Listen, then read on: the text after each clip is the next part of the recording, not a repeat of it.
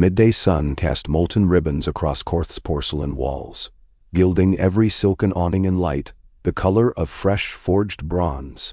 Daenerys Targaryen felt it on her scalp like a benediction, though sweat trickled beneath the pale lavender linen she wore in deference to local custom. 3 leather cages, no bigger than a wine crate, hung from a litter behind her. Inside, Drogon, Rhaegal, and Viserion hissed softly, restless and hungry. They were forever hungry these days, their tiny bellies stoked by glimmers of fire. She felt more keenly than she felt her own pulse. Sir Jorah Mormont kept pace beside her palanquin in travel-worn mail, broader than the Qarthine spearmen whose painted nails and feathered helms glittered like carnival masks. He looked wrong here, a northern bear lumbering through a menagerie of gazelles, but wrongness could be comforting. His unshaven jaw, and the jagged scar at his temple, reminded her of campfires in the Red Waste, of days when nothing lay between her and death but his sword and his stubborn loyalty. Loyalty is bought with love, she thought, though the thought jangled against an older lesson. Loyalty is bought with coin. She had no coin. She had only dragons, and even they were not yet large enough to serve as a purse. They reached the House of the Undying. Cool, mournful shade seeped from its door like fog poured over marble. Pyat Pri waited at the threshold, all cadaverous grin and blue-stained lips. "Our Lady of Flame," he intoned, spreading arms wrapped in gauzy indigo silk. "Enter, and your true path shall be revealed." "Her path leads with me," Jorah said, positioning himself half a step in front of her. His voice was low but immutable, like a slab set across a tomb's mouth. Pyat Pri's eyes narrowed. "Sir Knight, you fear what you do not understand. A dragon queen must look upon the tapestry of her destined victories." "Or her destined chains," Jorah rebutted. Daenerys' breath fluttered. She knew visions had power.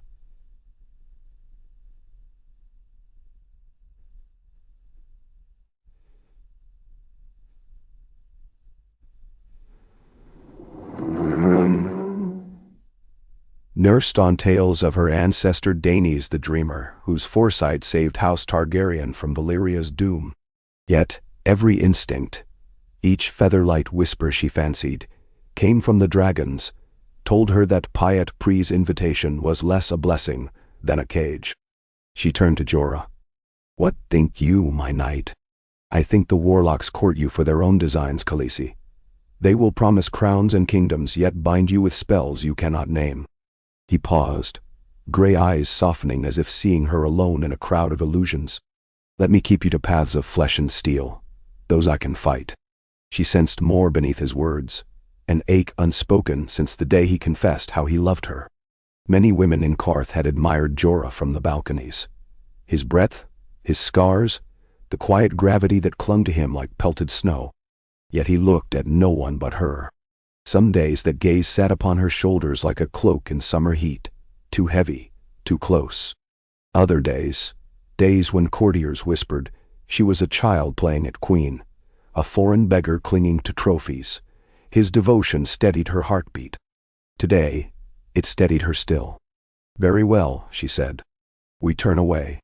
Pyat Pri's silk sleeves fluttered as if blown by an unseen gust. His smile cracked. It looked painted on, all color and nothing behind. "You refuse knowledge. I refuse chains." She crooked a finger. The spearmen lifted the palanquin's poles once more. "Knowledge can be sought when I have armies to wield it." They left the warlocks staring at their backs, while the blazing day swallowed the House of the Undying whole. In the plaza beyond, colonnades bent around a tiered fountain where perfumed children chased orange fish in the shallows. Vendors hawked pears stuffed with olive paste and bowls of spiced dragon fruit custard. Qarth was color, but rot too.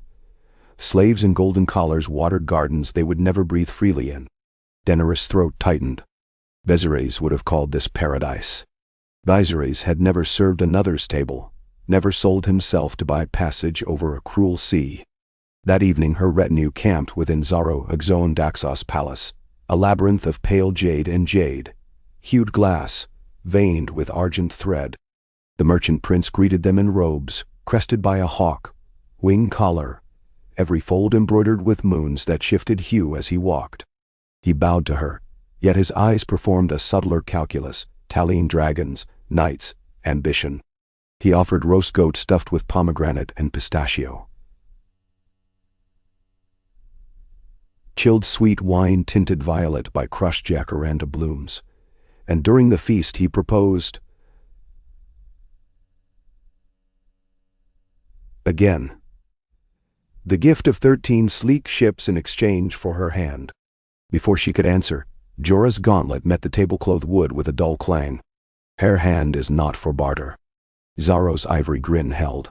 Sir Bear, marriage is no barter when both parties gain the world. Daenerys set down her goblet. The wine's chill melted across her tongue. Bitterness lingered. And what of love? Love grows in the garden of power, Xaro replied. Water it with wealth. Watch it bloom. Her pulse drummed. It sounded like Drogon's wing beats when he tried the air inside his cage. She thought of Pyat Pre's phantom promises, of Xaro's ships that came leashed to a cage of flesh instead of steel. She thought, too, of Jorah. No prince of copper or spice, but a fallen lord with nothing to trade but himself. Leave us, she commanded softly. Xaro's brows rose, yet he bowed again and drifted off trailing moon. Dusted perfume. Servants melted away.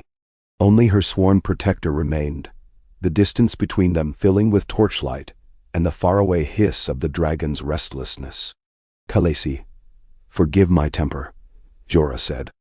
I spoke out of turn. You spoke true. She rose, circling the table until they breathed the same scented air. Tell me truth again, Jorah. Not as knight to queen, but as man to woman. If I took your hand, what would you give? His breath caught.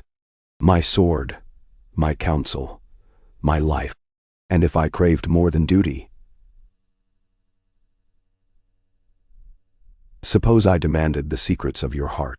Color flushed his weathered cheeks. Then I would give those too, though they are poor jewels beside a crown. She lifted a hand. Fingers brushed the rough wool of his doublet, found the furrows of stitched mail beneath. See at me on the Iron Throne, and I will have crowns enough. I ask what you would give me tonight. Silence pressed. Sweet and perilous. Finally he spoke, voice hoarse as wind through winter pines. I would give you a love unbending, my queen. A love to outlast shadow. The words settled like embers inside her ribs. She had been sold once to Drogo, and love had grown after like a wild flax field through desert cracks. She had lost it in blood and smoke. Fear pricked her. Love could be lost again. Yet in that fear, desire quickened. Perhaps every crack in her life was meant for new growth. Then love me, she whispered, and her hand slid upward to cradle his cheek. Coarse stubble rasped her palm. Love me as queen and woman both.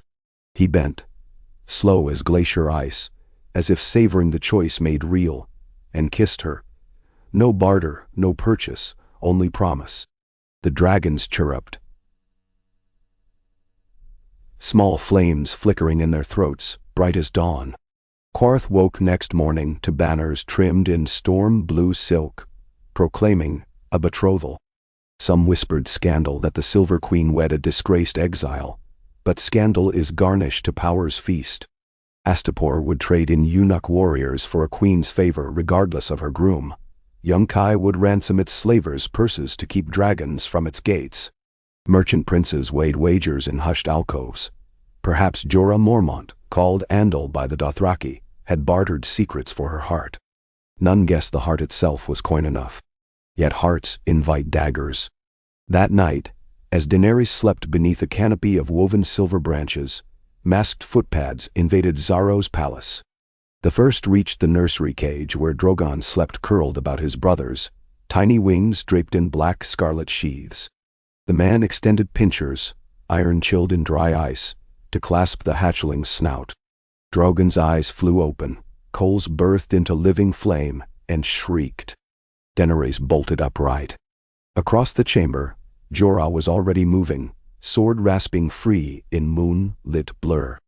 He carved down one assailant, then another. Steel sang hymns to the stranger. Daenerys seized a coral-hilted dagger and slashed at a shadow creeping near the curtained balcony. Blood spattered parchment screens, and the shadow toppled. In the nursery pen, Drogon's shrieks modulated into a gout of greenish fire that consumed the pincers, the thief's glove, and most of his face. Screams echoed through corridors. Guards arrived too late to do more than drag charred corpses into marble courtyards, where fountains hissed them cold. As dawn broke, Jorah found her by the parapet, surveying a crimson horizon. They were warlocks, he said. Pyat Prees. He bore burns on one forearm where unforeseen flame had licked past his pauldron. He spoke through pain. For pain was nothing beside fear of her loss. She traced the burn's edge with damp cloth. "I owe you my life again."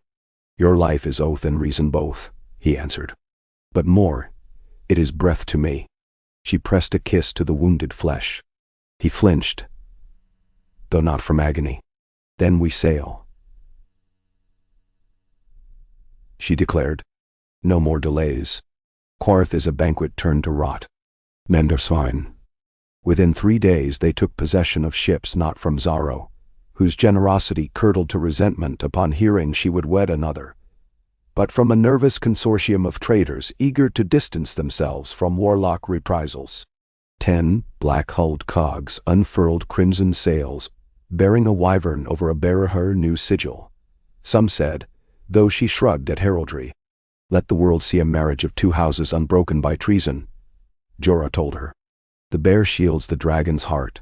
The dragon kindles the bear's strength." When the fleet slipped through Qarth's lagoon, a flotilla of slender pleasure barges trailed in gossiping pursuit. Pyat Pre watched from the house of the Undying's highest tower. Xaro brooded behind latticed balconies fragrant with bruised nightbloom. Yet no arrow flew, no sorcery lashed them. Perhaps fear of dragons stayed every hand, or perhaps the city trusted the sea and the deserts beyond to devour this ragged armada. Open water gifted wind enough to snap lines taut as bardic strings. Daenerys stood at the prow of Balerion's shadow. She named the flagship for her ancestors' terror.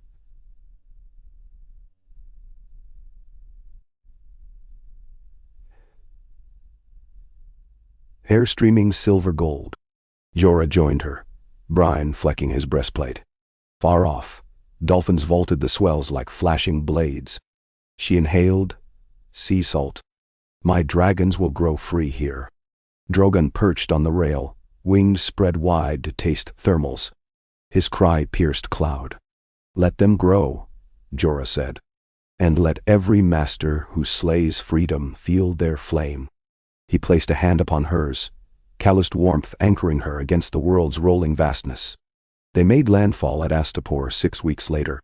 By then the dragons doubled in size and appetite. Scales darkened from soft jade to hardened emerald, onyx, ruby. Drogon's flame could melt a bronze lock.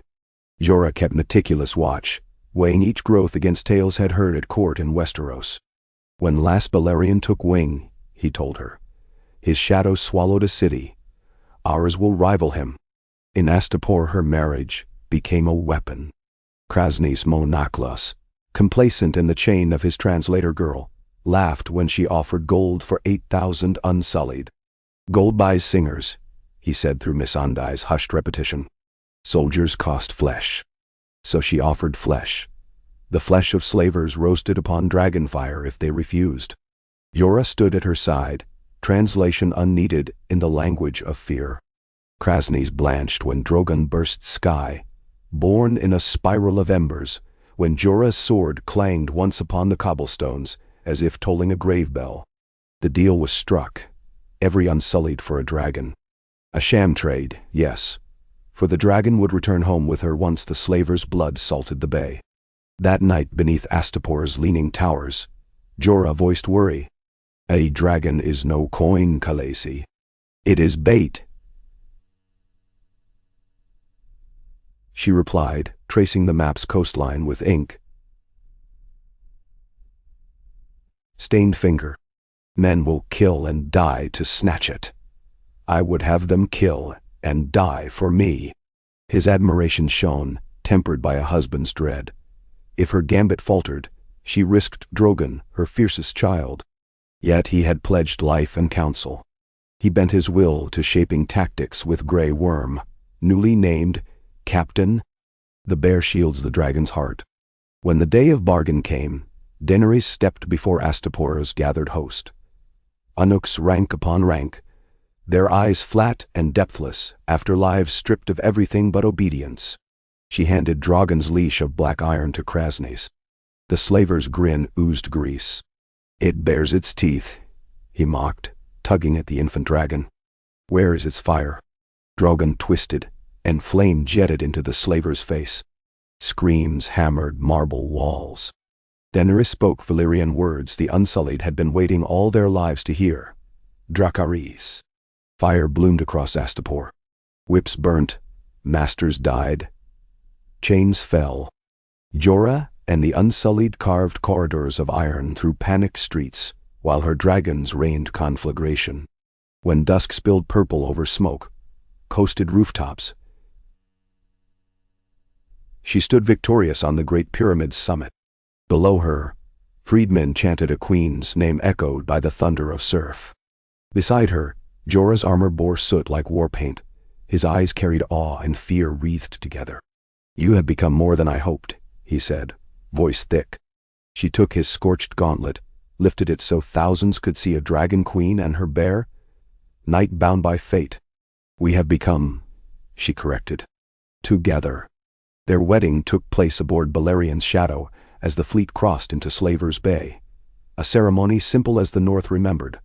Salt and bread shared, vows spoken before sea and sky, tokens swapped. She gave him a ring wrought from her brother Rhaegar's broken harp, stringed by a Qarthine goldsmith. He gave her the signet of House Mormont, the black bear on green, its edges dulled by exile's years. Drogon circled overhead, wing beats stirring whitecaps. His siblings wove after him, leaving contrails of steam where fire met humid air. Missandei read the rites in Valyrian, then in common tongue. When she pronounced them husband and wife, cheers roared, blended from the throats of Dothraki bloodriders, unsullied phalanxes, and brown-skinned freedmen. Night draped jeweled cloth over the deck. Lanterns swung while Jorah led his queen below, past hatches stacked with grain sacks and cages of goats for the dragon's feasts. In the private cabin,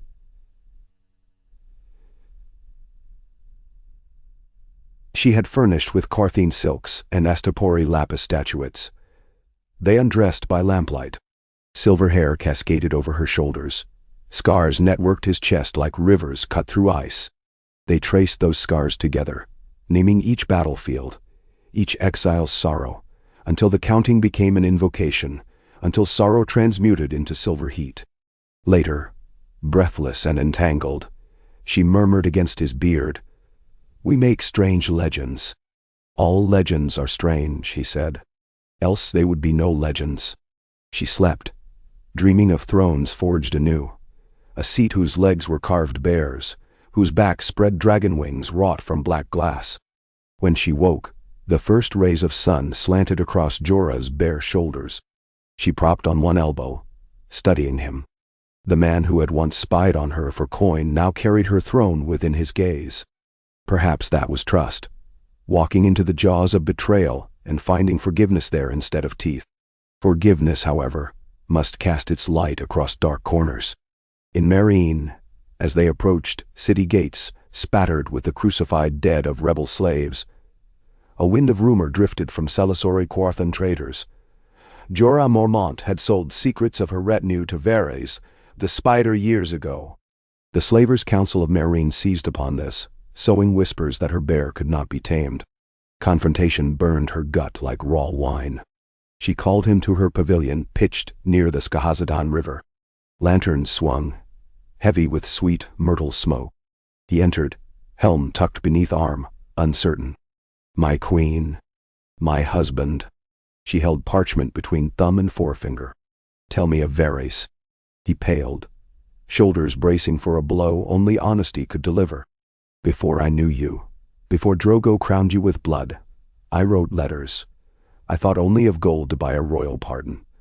I sold merchants' tales, How a silver princess survived in far Ashai. How she wed a horselord.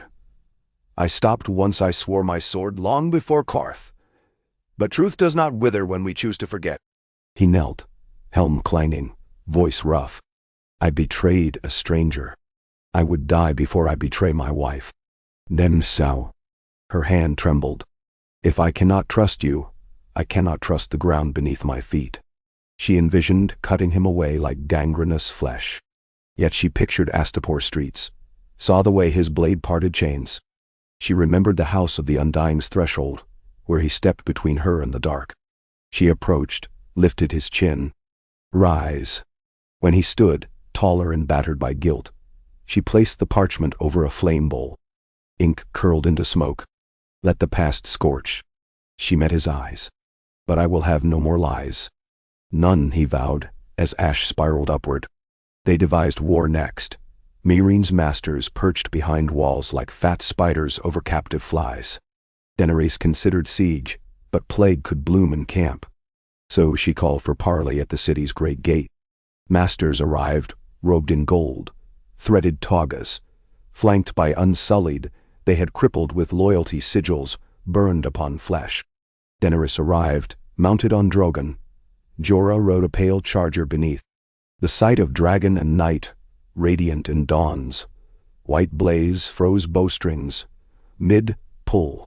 She offered choice. Surrender and join her new realm, or be cast into the maw of the coming age. When a master spat on the ground, Jorah's sword flashed, slicing the man's spittle before it struck earth, an insult intercepted and returned in two neat halves. The slavers faltered. Then Drogon spread wings and roared, heat pressing like the breath of furnaces. Gates opened. Meereen fell without a single flame loosed. Inside, slaves howled liberation. Masters surrendered ledgers and whips. But victory birthed questions. How to rule a city torn along lines deeper than trenches. Jorah urged installing councils of freedmen moderated by unsullied protectors. Rule by justice tempered with steel, he said. Let masters see fairness, not weakness. She followed his counsel. Soon markets bustled anew, taxes flowed, temples reopened under banners bearing mixed sigils. Bear and dragon entwined. Prophets whispered of Azor Ahai reborn not as solitary savior, but as union of flame and fur. Outside Meereen, shadows lengthened. Yunkai hired sell sails. Volantis eyed slavers bay with fortune, ripe hunger.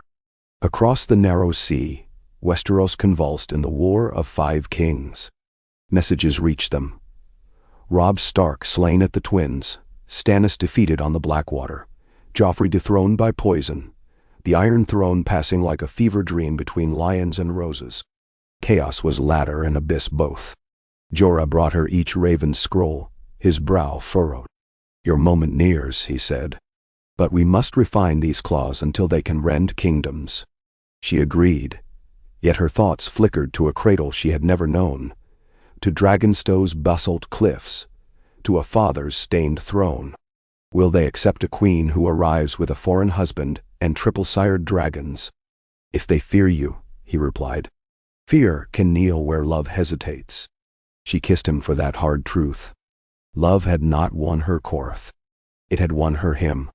Yet fear, of dragons, of liberation's wildfire, had won her Astapor, Meereen, soon perhaps Yunkai. Still, she would forge fear into awe.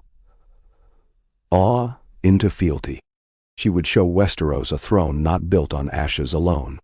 The seasons turned, and the dragons soared bronze and emerald against cloud towers. Jorah drilled unsullied in sea gladders, worked Dothraki in tightening cavalry wedges imperial armies had never conceived. Missandei oversaw schools for freed children. Grey Worm quelled thieves who preyed on market stalls. Daenerys walked through it all with flame in her hair and a bear's ring on her finger. One dawn she climbed Meereen's highest pyramid to watch the sea. Jorah joined, bearing cloaks of deep indigo against brisk wind. Far south, sails pricked the horizon, white sails trimmed in gold. Her heart stirred.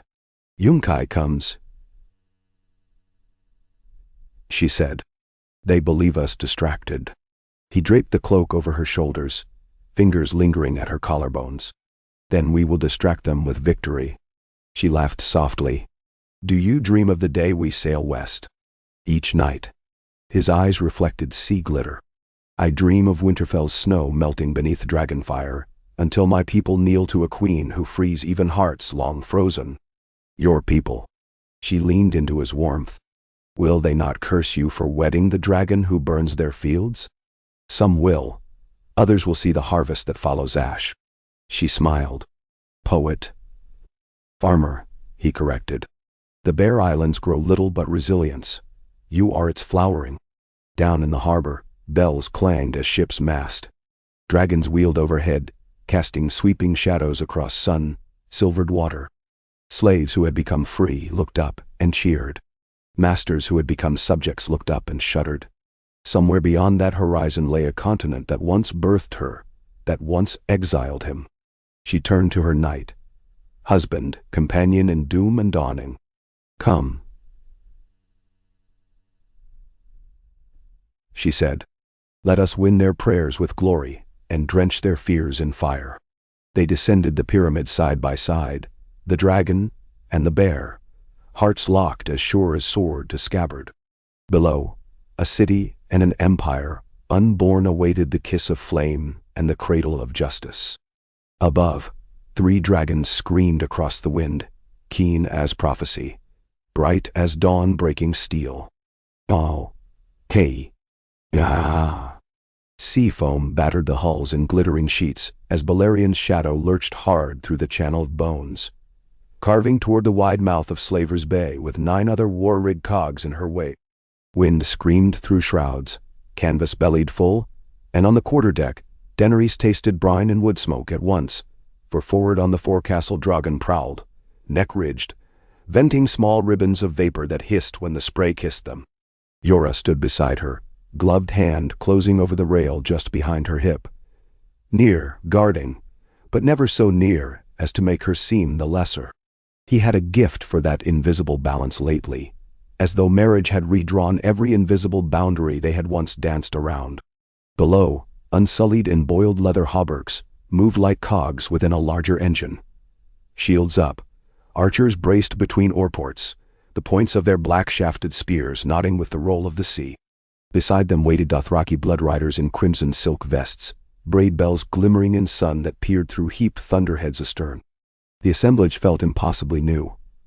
Horse lords without horses yet eager for the slaughter, eunuch spears that had slaughtered their old masters at her word, and somewhere, in the interstices between cohort and cohort, the freemen of Meereen who had volunteered to follow the Silver Queen westward, because freedom had tasted sweetest under her banners.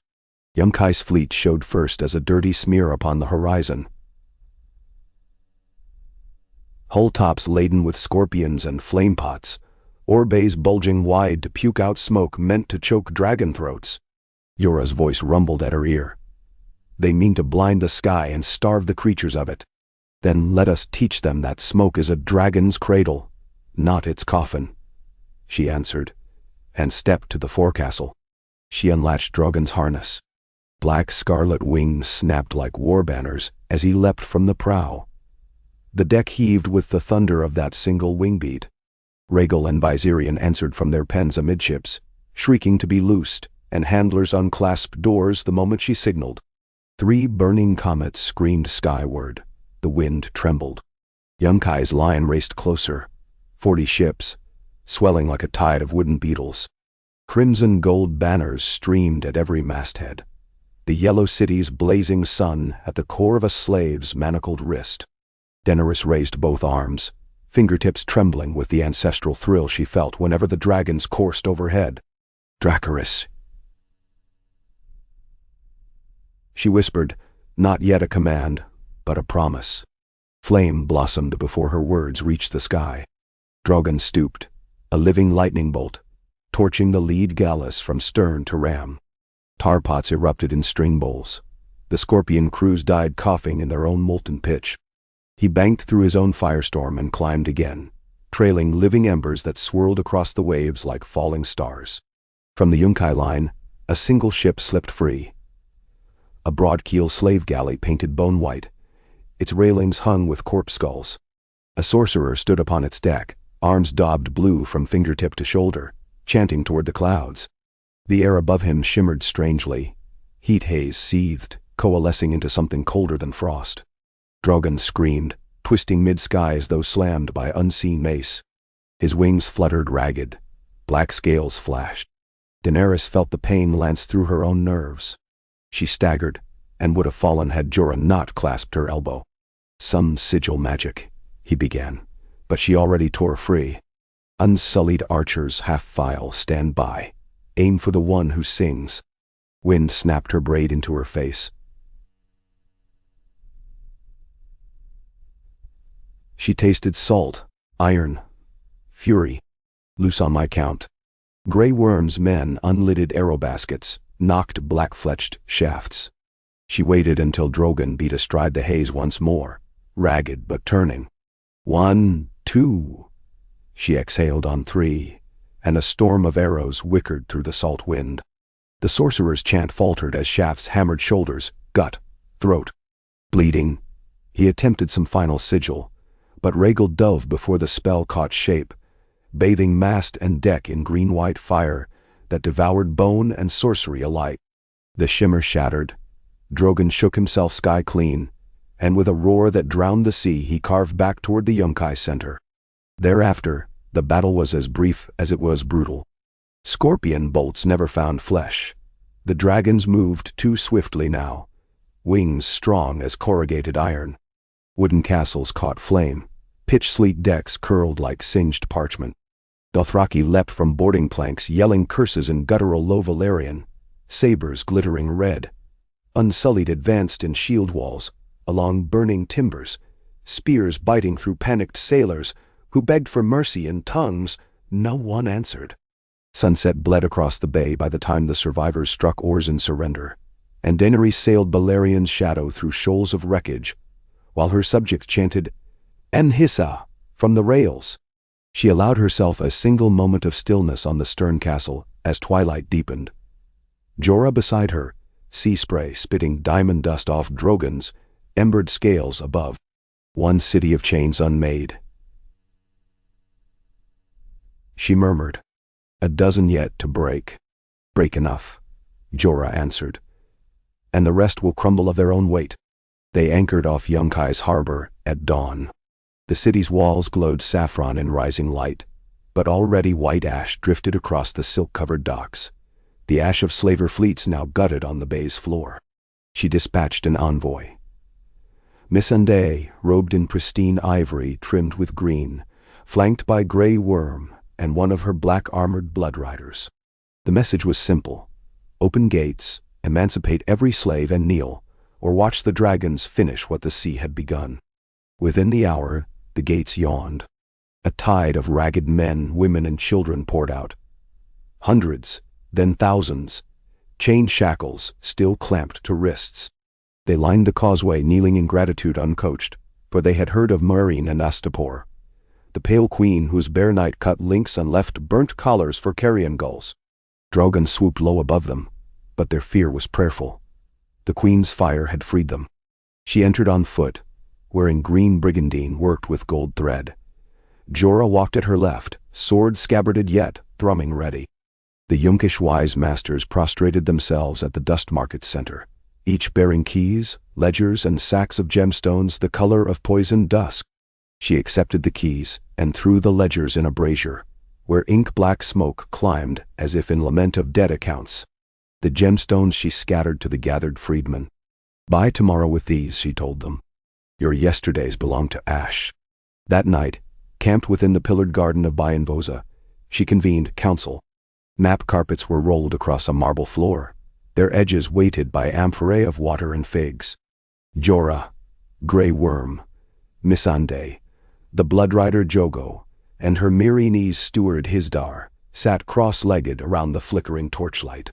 "Volantis stirs," Hisdar said. "Their triarchs fear you mean to unmake the long chain that feeds them." "Slaves in? Coin out?" Jorah tapped the leather map. "They marshal Sellswords, 50 galleys under the winged lion standard, and they have priests of the Red Temple blessing every yard of anchor chain.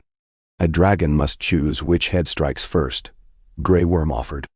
We have 2 wars, perhaps 3, Volantis from the west, Nukias from the southeast, and rebellion seeds still hidden in Marraine sand. And only one queen.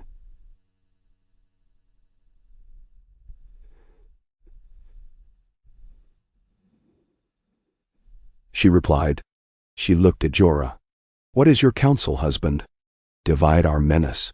The Bear Knight drew a dagger, pinned the map above Volantis. We show the Triarchs that the tale they fear, the Storm Redeemer with her living fire, walks toward them now. You will go. His knife skated east, toward Marraine.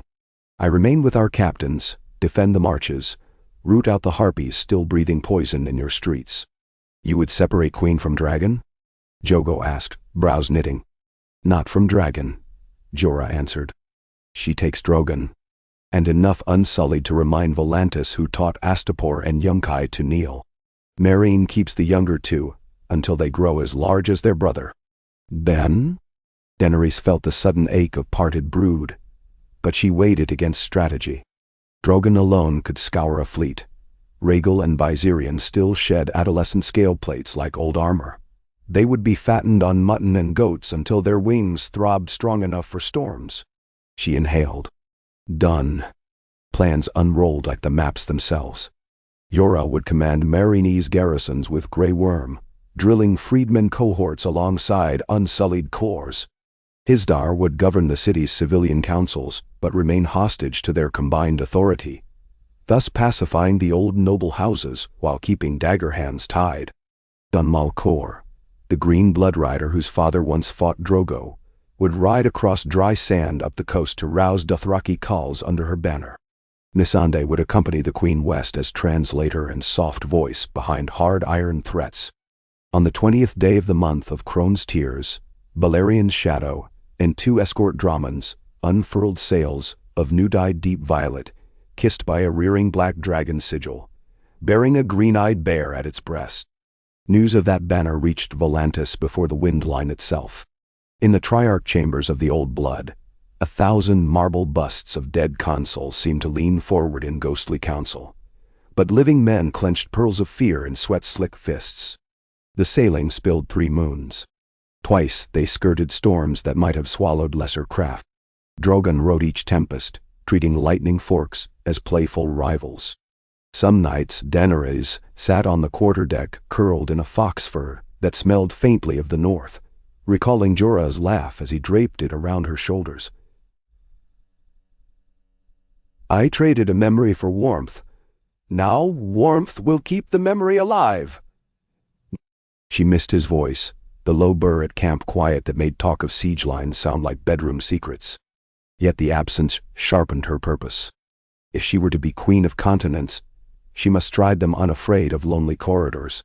Volantis burst from the river delta, in terraces of red brick fortress manses, elephant-towered aqueducts, and endless warrens where slaves wore half-faces of tattooed history.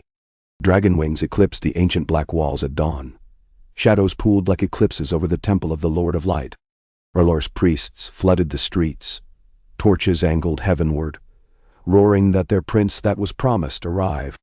When Drogon perched atop the dome of the Long Bridge Bazaar, obsidian talons cracking marble, the mob fell to knees so vast, it seemed as though the misery's floodgates had burst to drown an entire people in fervor. Triarch Malako ordered envoys with bouquets of purple lotus and treaties of trade promising to throttle slavery to a necessary modest flow. She met them in the plaza beneath Drogon's roost. Flame scars still smoked upon the cracked tiles. She refused the bouquets. They belonged to graves, and tore the treaty across her knee. There is no modest chain, she told them. There is only a shackle or a wrist. Choose you which is which. 3 nights passed. A conspiracy inside the black walls attempted poison, but their cupbearer, a slave of 8 summers, spilled half the wine trembling before the queen's violet stare, and Missandei's nose caught the almond bitterness. The cupbearer wept apologies until Daenerys kissed his brow and promised freedom. She had every noble conspirator crucified along the shadow road leading to the eastern gate. 12, one for each hour the poison would have stolen from her dragons' hearts. Restless murmurs gathering in taverns guttered once they saw the toll. Volantis broke not with thunder but silence. On the 7th morning every slave tattooed with tiger stripes, swan wings, elephant ears or hound jaws simply refused to rise from the streets. They lay corpse-still, clogging alleys, wharves, counting houses. Trade froze. And when the Triarch Guard rode to lash them, Drogon soared low, issuing a single roar that shook dust from architraves 2 centuries unbothered by quake. Lashes froze mid-air. Swords drooped. The guards backed away from 30,000 motionless bodies too ready to become martyrs beneath dragonfire. The city bowed. Daenerys stationed unsullied within the black walls, and appointed slave scribes to draft new charters renouncing bondage forever, under penalty of Drogon's flame. She accepted hostages, sons and daughters of the old blood, to guarantee compliance. Volantis would become the cornerstone of an empire that unmade whips, or its pit of ash. Yet empire is never a single city. Birds arrived bearing tidings harder than any battlefront. A plague of iron had set sail from Qarth. Mercenaries led by Garland Ho the Butcher, hired by new Guise and bankrolled by Bravosian usurers furious that erasing slavery had upended spice futures. Worse, aims converged. The Volantine old blood in exile offered Ho their secret oath galleys, promising safe mooring inside the delta if he took the queen's head. Daenerys read the crinkled parchment beside a night well where red fish drifted like dying comets. Missandei watched her knuckles whiten. "They bargain your skull for debts," the girl whispered. "So we set the price." She summoned her captains. "Tomorrow at dawn we march." A horn brayed from the river. She strode onto the long bridge in darkness, just in time to see lantern flecks of 22 war dromons breaking current, each bearing the sigil of a green bear rampant over black. Drogon screamed greeting and launched, skybound. Her heart hammered. Then, across the water, she spied him. Jorah, standing beneath the prow lantern, armor soot-smudged, beard silvered by starlight, a ragged green banner snapping above his head. The bear shields the dragon's heart. The reunion cut through war worry like dawn through fog. She met him mid-bridge, arms clashing round him, feeling the tremor of a man who had not slept for half a moon. They spoke little. The press of lips told what words would bruise if spoken. But later, in her river palace chamber, he recounted grim news. Meereen still held, yet a Giscari coalition marched, and within Meereen the sons of the Harpy bled freedmen in alley shadows. The younger dragons fought chains and palace ceilings, hungry for horizon. "So I sailed with every hull that could float," he said. "I feared arriving too late." "Never too late," she murmured, and pulled him down into candle-scented sheets that smelled of cinnamon ink. At dawn they conveyed war council in the chamber of 1,000 sighs. Ho the Butcher's fleet neared Volantis's delta, aiming to land upstream and cut the city's throat from behind. Daenerys proposed meeting him part river, part sky, smashing his van before his oars kissed mud. Jorah countered, "Strike his flagship with dragonfire, sow confusion, then spear his rear guards with unsullied skiffs, while Dothraki horse shipped south along gravel roads, smashed any that made land." Grey Worm, newly arrived, pledged Meereenese trebuchets loaded on floating barges to fling barrels of burning pitch across the river mouth. Plans quickened like a forge bellows. During the final council, Jorah unfurled a parchment scribbled in his cramped hand. A letter penned, he admitted tautly, to Jon Stark, newly declared king in the north following the bloody War of 5 Kings. "He is nephew to your house, through Ned's sister Lyanna," whispered dead, but in truth writer of bastard name. "The north bleeds under lords who plot to supplant him. If we march on Westeros, alliances will matter." She studied the crisp lines. Jon's hand was bold and direct. He wrote of White Walkers stirring beyond the wall, of a war older than crowns that hungered for living flesh. She shivered, recalling tales her brother sneered at. Old Nan's fireside fables, he'd called them. But Drogon stir-crooned on the balcony, as though he scented something grave drifting on ever-winter air. "We will meet him when time comes, but first this bay. The river of Rhoyne seethed under gray skies when Ho the Butcher's fleet surged into view. 30 black galleys lashed with iron crossbeams to stave ramming. Drum beats like thunder rapped their approach.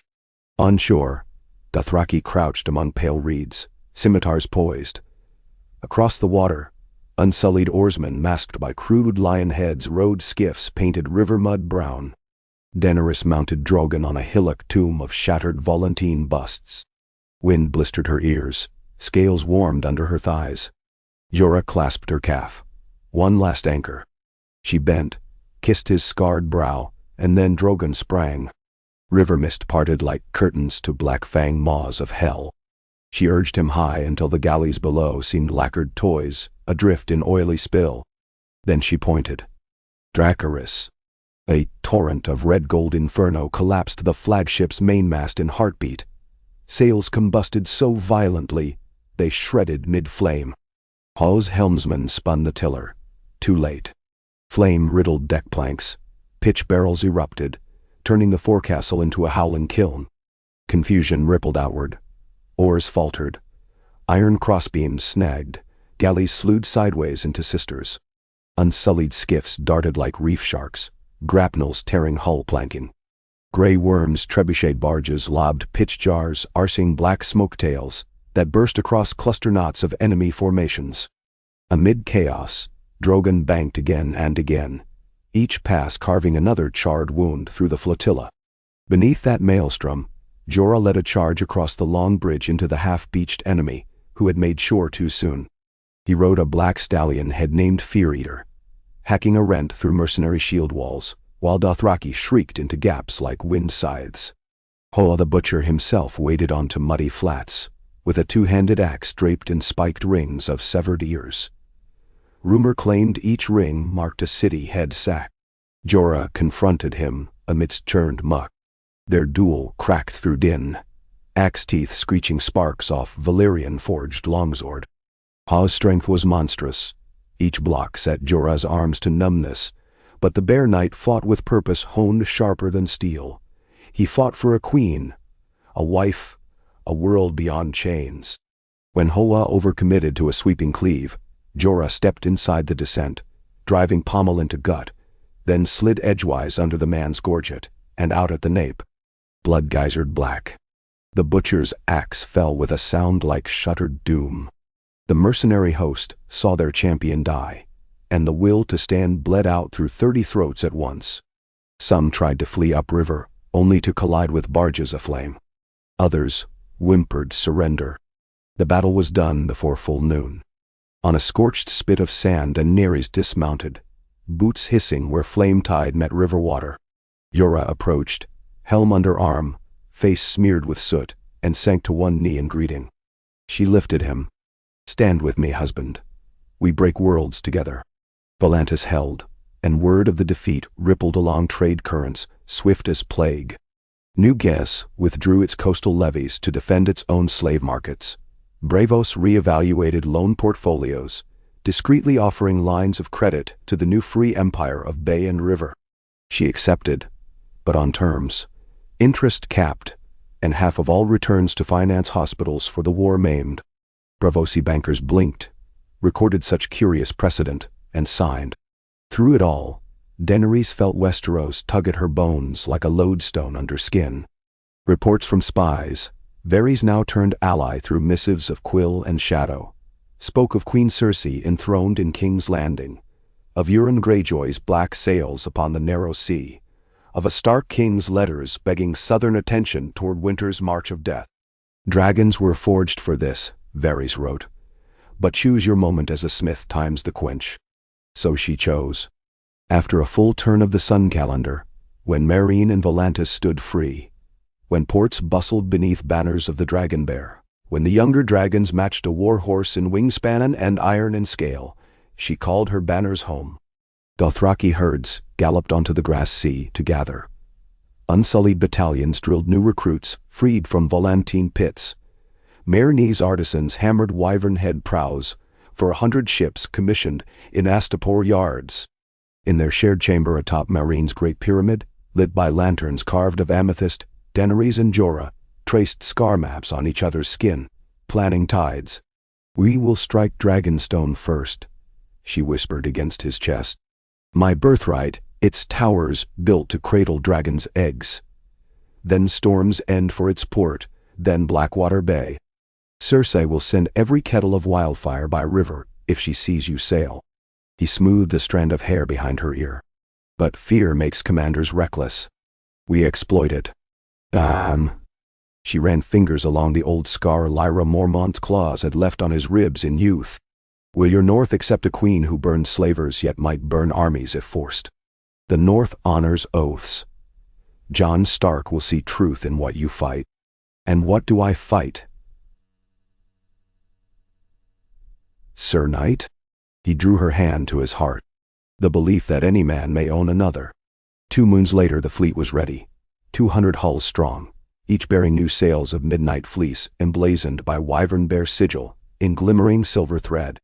She named it the Liberation Tide. Drogon roosted upon the lead 3-mast carrack, now christened Storm Redeemer, his wings eclipsing its mainsail. Rhaegal and Viserion perched on sister ships Tidebreaker and Sky Fury. Trumpets howled. Freedmen thronged piers, flinging showers of azure blossoms that wove into sea foam swirling behind the hulls. Standing at the prow, Daenerys looked back one final time at pyramids that once seemed symbols of bondage, but now rose glimmering beneath banners of new dusk. Jorah clasped her waist. "Leave worry here," he said. "Carry only flame." She reached over her shoulder, laced her fingers in his. "Flame, and the heart that shields it."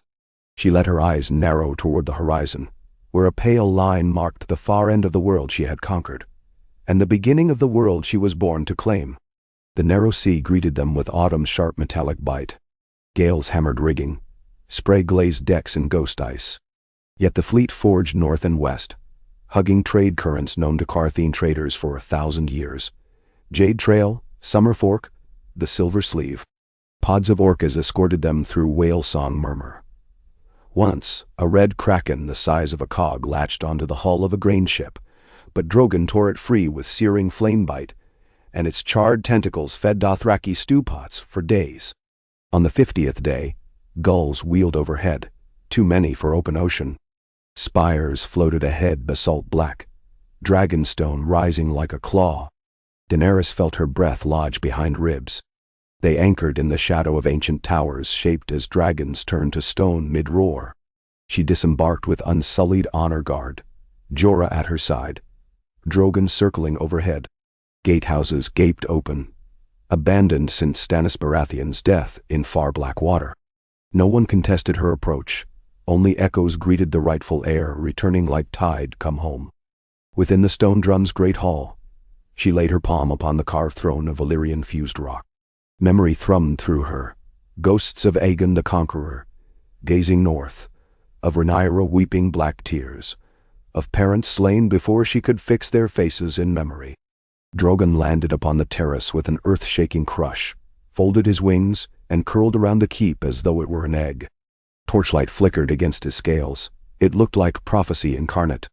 That night storms thrashed the island. She and Jorah stood upon a balcony, stormcloak whipping. Waves exploded against rock far below.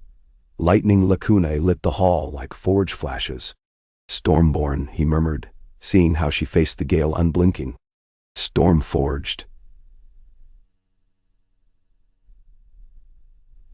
She corrected softly and drew him inside. Ravens flew north bearing invitation. Parley at Dragonstone to discuss the war that marched beyond mortal memory. Jon Stark answered, arriving aboard a single Stark-crested galley with a scant guard, and the gaunt look of one who had trekked deserts of ice and nightmare. Daenerys met him in the hall of painted table, map licked fresh with paint by Volantine artisans during the voyage. Dragons dozed across battlement lintels, their breath like chimney gusts. On. Hair, black as midnight crow feathers, eyes winter wolf gray, took measure of the queen and her consort. Perhaps he saw at once the bonded iron chain of their love, perhaps only the dragons. He knelt. "Your Grace, I did not come to bend the knee. I came to unite our races against the cold." But seeing the fire you wield, how could I deny it its birthright? She bade him rise, studying scars on his throat. Fire alone cannot win a war of night. He nodded. We need dragon glass, Valyrian steel, living flame. I bring maps of old mines beneath Dragonstone. Jorah stepped forward, offering calloused hand in greeting. Lord Snow. King now if grudging, Jon corrected, shaking firmly. The Bear Islands once swore to your house. Jorah's eyes glimmered. They will again, through me. Jon exhaled, shoulders loosening a fraction. Perhaps the realms of North and South might heal along seams of old, not by crowns, but compacts. Through nights that followed, council hammered accord. Unsullied would march north alongside Northmen.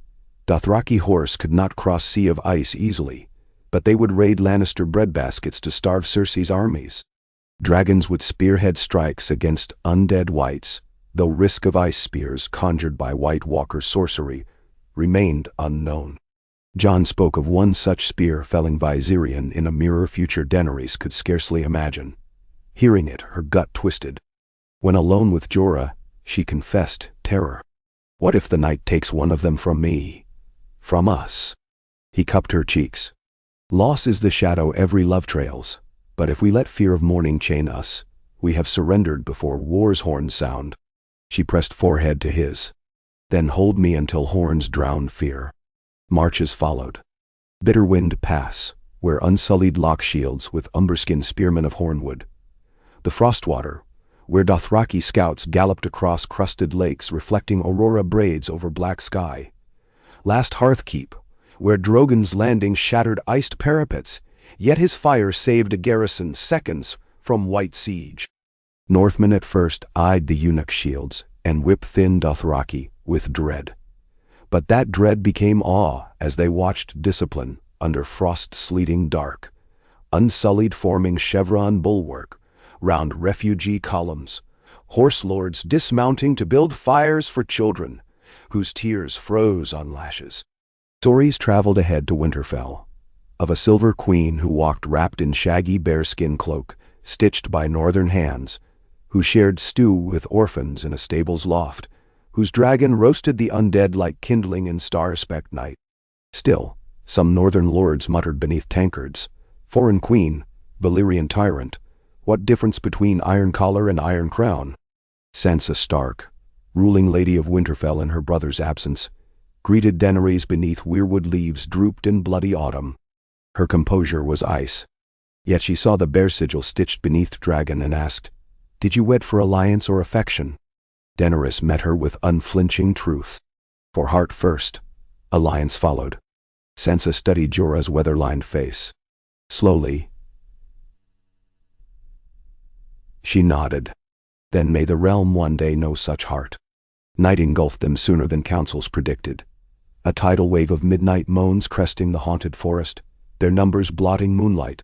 Atop Winterfell's newly fortified battlements, Daenerys stood flanked by Jorah and Jon Dotaway. Dragons wheeled overhead, Drogon, Rhaegal, Viserion, wings thrumming winter's hush. Horns called across ramparts, torches painted snow amber. The first white wave broke against unsullied pikes, shattering into bone splinters, but fragments crawled still, sinew clasping ankles until swords hacked twice thrice. Dragonfire swept trenches, flickering barricades exploded hot enough to melt knee-deep drifts into sucking mud. But beyond the inferno shadows advanced, the White Walkers themselves, glacial blades glinting star-cold. Jon signaled. Drogon and Rhaegal dived, flame bellies glowing. But frost spears hurled upward, blue trails slicing. Jorah shouted a warning, wrenching Daenerys back, as one spear gloomed toward Drogon's chest. He banked. Too late. The spear grazed scales, thumped off bone. Shards of frost burst like obsidian hail. Drogon shrieked, but stayed aloft, arc staggering. Daenerys' pulse hammered. She scrambled to a ballista platform, hopped onto the saddle of a wyvern ladders they'd rigged for emergency mount. She climbed Drogon's landing tower as if each rung were a heartbeat stolen. Above, the dragon circled erratic. Snow cracked beneath his wing sweep. She leapt. Jorah had followed, catching the rope behind her. Together they mounted. Jorah swung into second saddle harnessed behind her, arm gluing round her waist. "Fly," he growled into her ear over roaring wind. She urged Drogon's skykiss. The dragon answered, pain-wounded yet fierce. They climbed into frigid stars, then folded wings, arrow dropping toward the night king astride a dead giant elk. Flame geysered. Elk skeleton vaporized. The Night King raised an arm, and from his palm ice blossomed outward. But Jorah flung a dragon-glass javelin, the one Jon had gifted him, in an underhand arc that caught the sapphire spark within the monster's chest. Blue light shattered outward like a shivered mirror. The Night King's gaze, ancient and bottomless, flicked once toward them. Then ice splintered, body imploding into whirling storm of diamonds. When his form cracked, the undead horde jerked, spasmed, and slowed, some dropping soundless, others dissolving to snowy gusts. On Winterfell's wall, the defenders roared in incredulous crescendo. Viserion swooped low, torching still dead pockets into oily smoke. The dawn that came felt an age early. In the yard, when sun bled pink across ramparts, Daenerys dismounted to ground that steamed.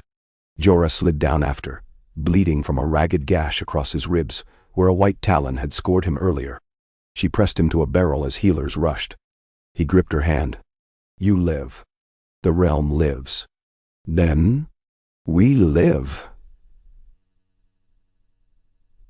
She corrected, tears mingling with melted snow on his beard. Jon waded through ash-stinking snow to clasp them both. "Together we end night." Winterfell's hall filled with the clangor of mugs and the low hum of grief-soaked celebration. The cost lay everywhere, rows of shrouded dead, charred trenches still smoking, dragons blackened along wing edges. Yet the realm breathed. And so Daenerys rose, hair loose down her back, bearing a goblet that glimmered darkly in torch glow. "We bled," she said, voice carrying. "Yet chains once forged by ice or iron are now broken. Let North and South be one free realm." She glanced at Jon, who lifted his tankard, solemn grin bending lips. Sansa, face pale but eyes on fire, repeated the gesture. Across the hall, men and women who once muttered "foreign queen" found themselves roaring drunken pledges to her banner. Later that night, it was not a bedchamber, but the silent godswood she and Jorah sought, hand in hand beneath moonlit boughs. Snow fell soft, catching in her lashes. She touched bark ragged as old scars. "I feel my father's ghosts. Let them watch a better reign," he answered. He bent, pressed lips to her brow, then lowered to one knee in the snow. "Dearest heart of fire, will you bind your blood to mine again beneath old God's witness? I gave vows before sea and sky, but here, where my ancestors swore oaths, I renew them." Tears traced heat down her cheeks. She knelt before him, level. "And I vow once more, where the first men pressed swords into earth, that no chain shall pierce the skin of those who walk my lands." They kissed. Snow curling around them like the hush after thunder. Drogon's distant croon rolled through the night, a benediction of scale and flame. King's Landing remained. Cersei Lannister, lioness cornered, hoarded wildfire, and Selzord Golden Company behind battered walls. The truce of Winterfell's common cause held fragile, yet starving crowds already whispered of the queen who freed slaves and scourged the dark. Lannister banners fluttered weakly in deserting squares. The liberation tide unfurled again come spring, dragons grown mightier still, unsullied ranks healed and reinforced by Northmen volunteers. Jon led armies by land, sweeping riverlands, winning castles whose lords surrendered at mere rumor of dragons. Jorah captained the vanguard beneath Queen's colors, his presence silencing doubters who still clung to old tales of exiled slaver. Exile no more nor slaver, nor knight alone, but bear consort warden of free peoples. Siege lines, cinched kings landing like a noose of silver and green. Inside the Red Keep, candles burned day-long in windows of the Tower of the Hand, and wildfire barrels were rolled beneath septs as last resorts. Varys, it was said, unlocked a hidden door for small folk to flee, whispering that only a mad queen burns cities wholesale. At dawn on the 10th day, Daenerys soared astride Drogon above the city's walls. Trumpets blared, scorpions along ramparts pivoted, but she called down with a war horn amplified by brass labyrinth tubes, "Cersei of House Lannister, yield and your line shall live. Persist and none will remain to sing your name." From the parapet Cersei appeared in black mourning silks, streaked with gold. Her lips curled. "Queen, you may be of dragons and beggars, never of lions." She raised a hand. Bells did not ring. Instead, wildfire vents hissed. Green tongues licked barrel seams along the outer ward. Jorah's voice boomed from siege tower horns. "Stand down, Lannister, you will slaughter your own." Cersei's laugh cracked like broken glass. Better ashes than chains. Ashes it might have been, if not for a lone figure half hidden behind Cersei. Tyrion, dwarf counselor, once exiled in shame. He batted her arm just as she moved to ignite a final fuse. The spark flew wide. Cersei shrieked. Tyrion shoved her aside, seized the torch. And Drogon stooped in that beat of indecision, flame roaring across the wildfire trenches, consuming volatile gas before full pressure could muster. Explosions rippled, but outward, away from city blocks where refugees cowered. Amid churning smoke, unsullied ladders clacked onto walls. Dothraki vaulted, sabers finding gaps. Northmen stormed the King's Gate once scorpions failed to swivel from flame. Inside, the gold cloaks tossed helmets, cheering the end. Within the Red Keep's throne room, Daenerys found Cersei shackled between two unsullied lips scorched, hair singed.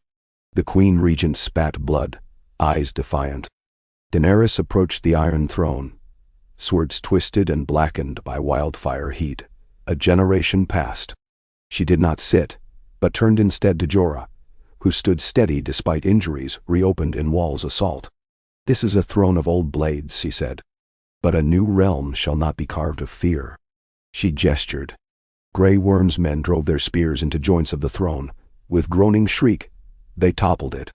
Steel crashed, sparks geysered. Dust drifted. Cersei screamed as centuries of terror collapsed. Daenerys faced her. "I do not need 1,000 swords beneath me to know my strength." Trial followed. Cersei answered for crimes stretching from wildfire plots to butcheries in Riverlands. She was condemned to seclusion upon Fair Isle. No retinue, no crown, but living witness to the dawn she tried to smother. In the new Red Keep's courtyard before banners emblazoned with both dragon and bear, Jon Stark and Sansa knelt together to swear fealty to Queen Daenerys, first of her name, breaker of chains and shield of the realms of men. Yet she lifted them before vows completed. "Kneel not to me," she said, "but to the realm whose breath we share." She named Jon Warden of the North and Sansa Lady Chancellor of Unity, tasks to knit wounds deeper than rivers. Spring unfurled fully at last, blossoms murmuring among massacre-scarred stones. No slaver's whip cracked in Westeros. No undead roamed. Dragons wheeled high, casting shadows that no longer signaled doom but wonder.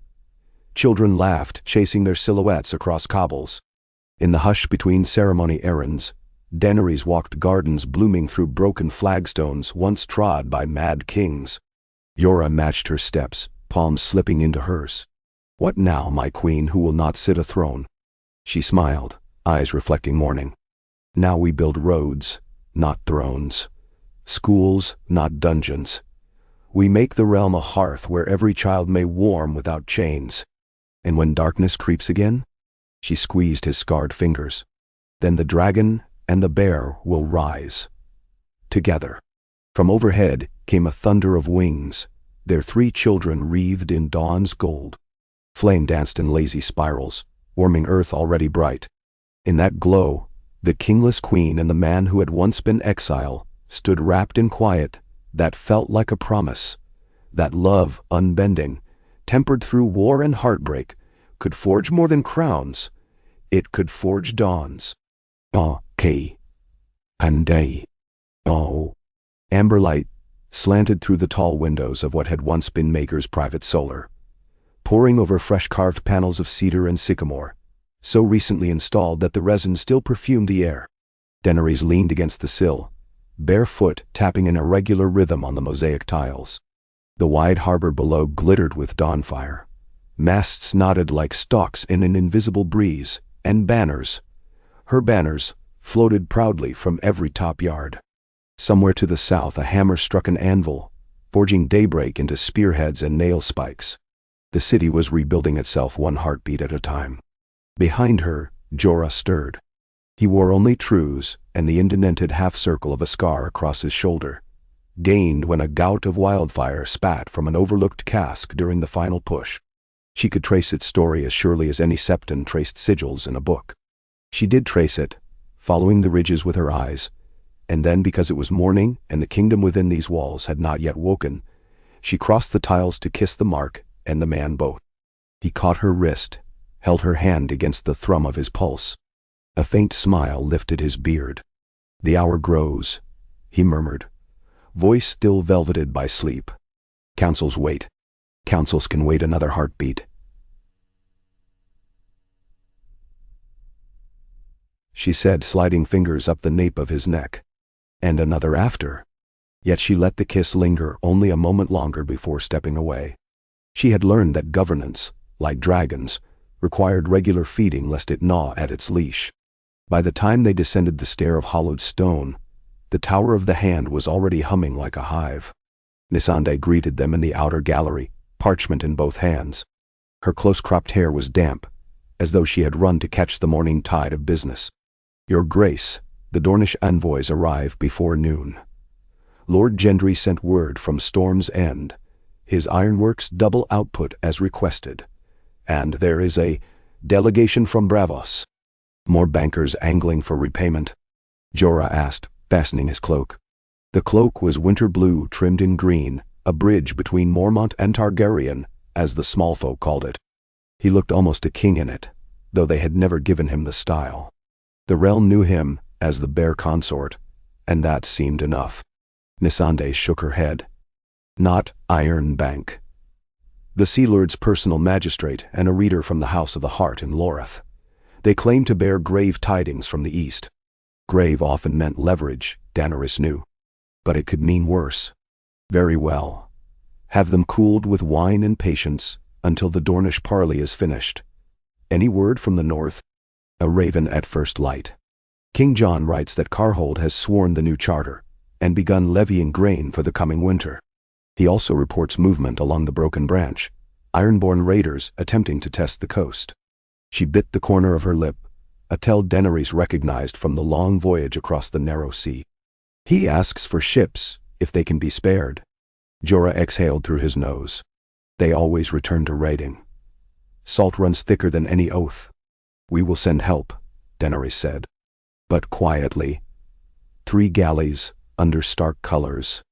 "I want Lords Harlaw and Stonetree to learn that the world watches even the smallest rapine."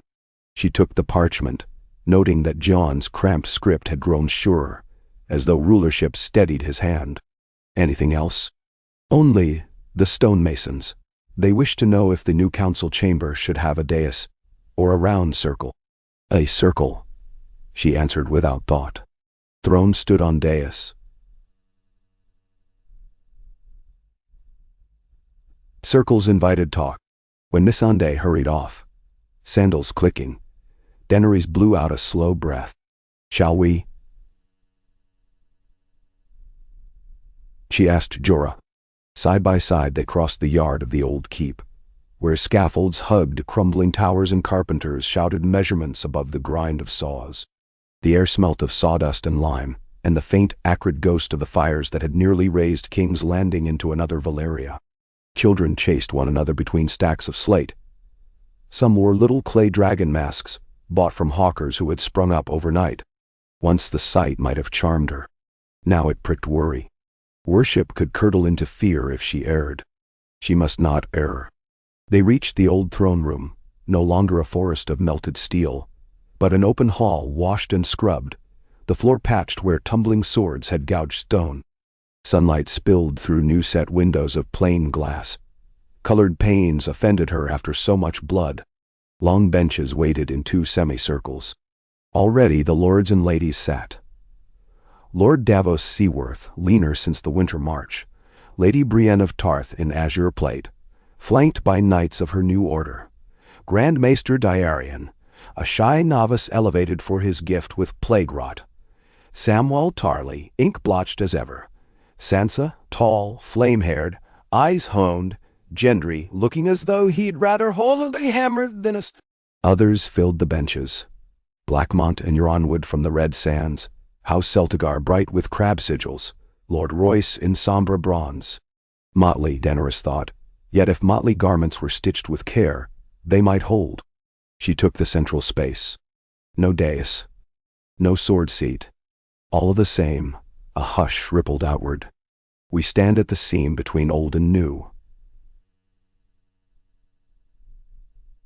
She began. Stone cracks. Soil shifts. We must plant seed before weeds steal the furrows. She gestured, and attendants brought maps. Churned parchment displaying a realm still hot from war. Today, we right past wrongs. Tomorrow must be fit for children who will never recall Blackwater smoke. Then, she spoke of grain levies, of the new Free Ports Act that forbade slave cargo across every harbor her dragons could reach, of Blackwater Marsh restoration, of the Draft Sparks and Ashes Edict, her name for the fund to rebuild dock rows burnt by wildfire. But when she moved to the matter of Dornish integration, murmurs stirred. Lady Sansa rose. Dorne has kept to itself since the Martell line was broken. And now the Vulture King claims Sunspear's towers. She met Daenerys' gaze with the cool of northern frost. You propose to seat his delegation at our table? Prince Corran is no vulture, Tyrion said, scratching notes. His grandsire was a Dane from High Hermitage, respectable if obscure. The vulture jest belongs to a hedge-barred popular beyond the Boneway. Named sharpened blades, Davos muttered. Daenerys lifted a hand. Prince Corran brings water rights deeds and harvest tithe owed since the reign of Aerys. His people thirst. Ours starve. A river has two banks. Water touches both. Brienne nodded slow. If Dorne stands with us, the Reach will think twice about fresh rebellion. Lady Laena Tyrell's cousin still fumes in Brightwater, your grace. Mensar. The council debated. Wine, trade routes, irrigation canals across the Red Mountains, but at length consensus formed. A treaty bound by mutual grain and water. When the vote passed, Daenerys felt a small unclenching deep inside. One knot loosened. Yet the Braavosi delegation proved thorns. They entered late afternoon, two men cloaked in seal gray, eyes shielded by thin gold rims. One carried a leather pouch, the other, a rune-etched box of pale teak. They bowed in the Valyrian manner, hand over heart. Grace of Dragonflame enlighten us, said the magistrate, voice oil soft. We come bearing tidings and a covenant. Covenant, Daenerys thought, rarely meant goodwill. Speak plainly. The magistrate opened his pouch. Scrolls unfurled across the council table. Charters signed by old Volantis, Qarth, Tall Trees Town, even the Grey King of some far lonely light. Each bore a seal of union under a new name. The Accord of Free Cities East. Sam's breath hissed. They form an alliance? For commerce, said the reader of Loreth. His accent shaped each syllable like glass. Fragile yet keen. And to assure that no single sovereign claims dominion of sky and sea. Tyrion's quill stopped.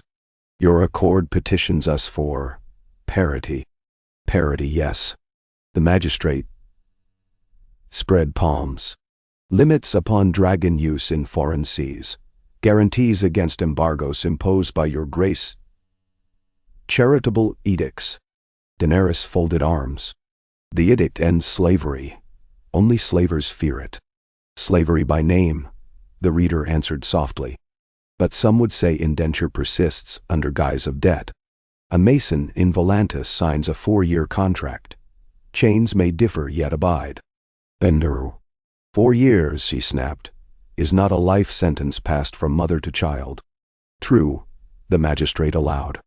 Still, fear grows that your dragons will fly wherever contracts vex your Gracie's spirit.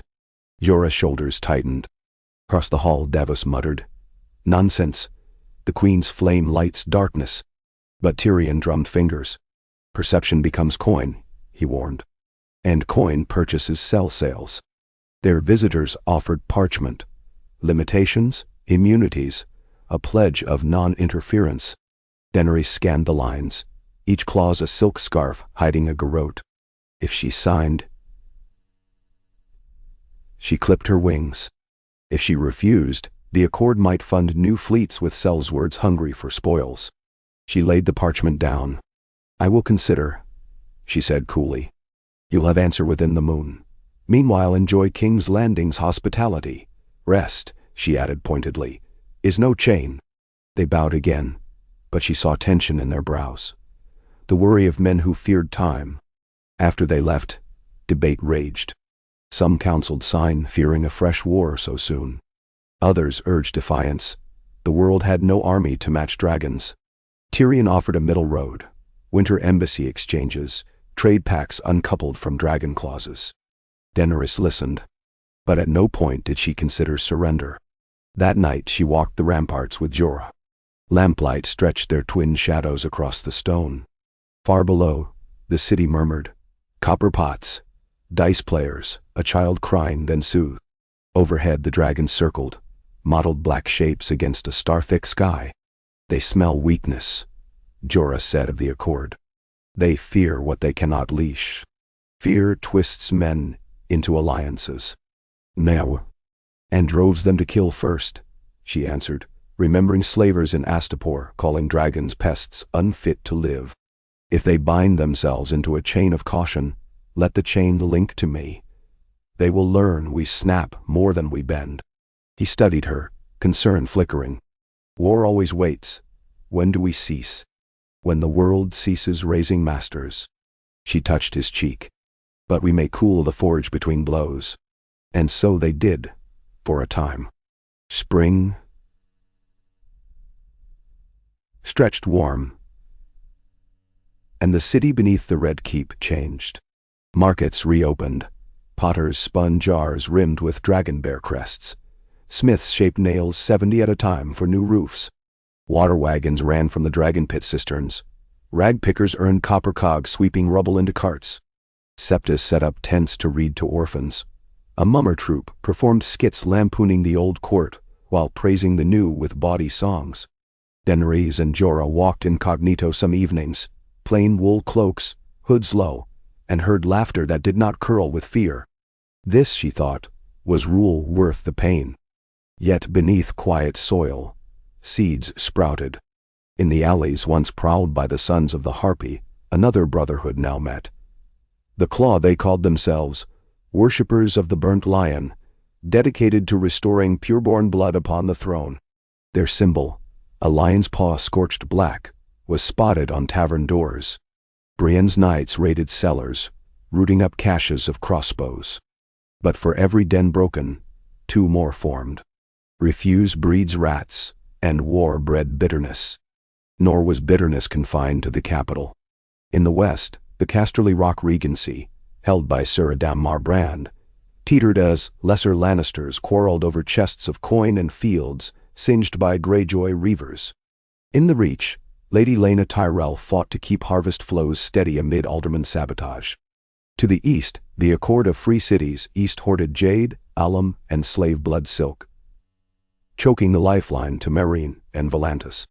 Ships returning laden with wheat found themselves turned away from Myrish harbors, their captains fined for improper manifest. Tyrion's letters dripped acid. Varys' whispers hinted the Accord had forged a secret navy, the Iron Wave. One dawn, peach light still bruising clouds. Daenerys sat in council reading a decoded raven.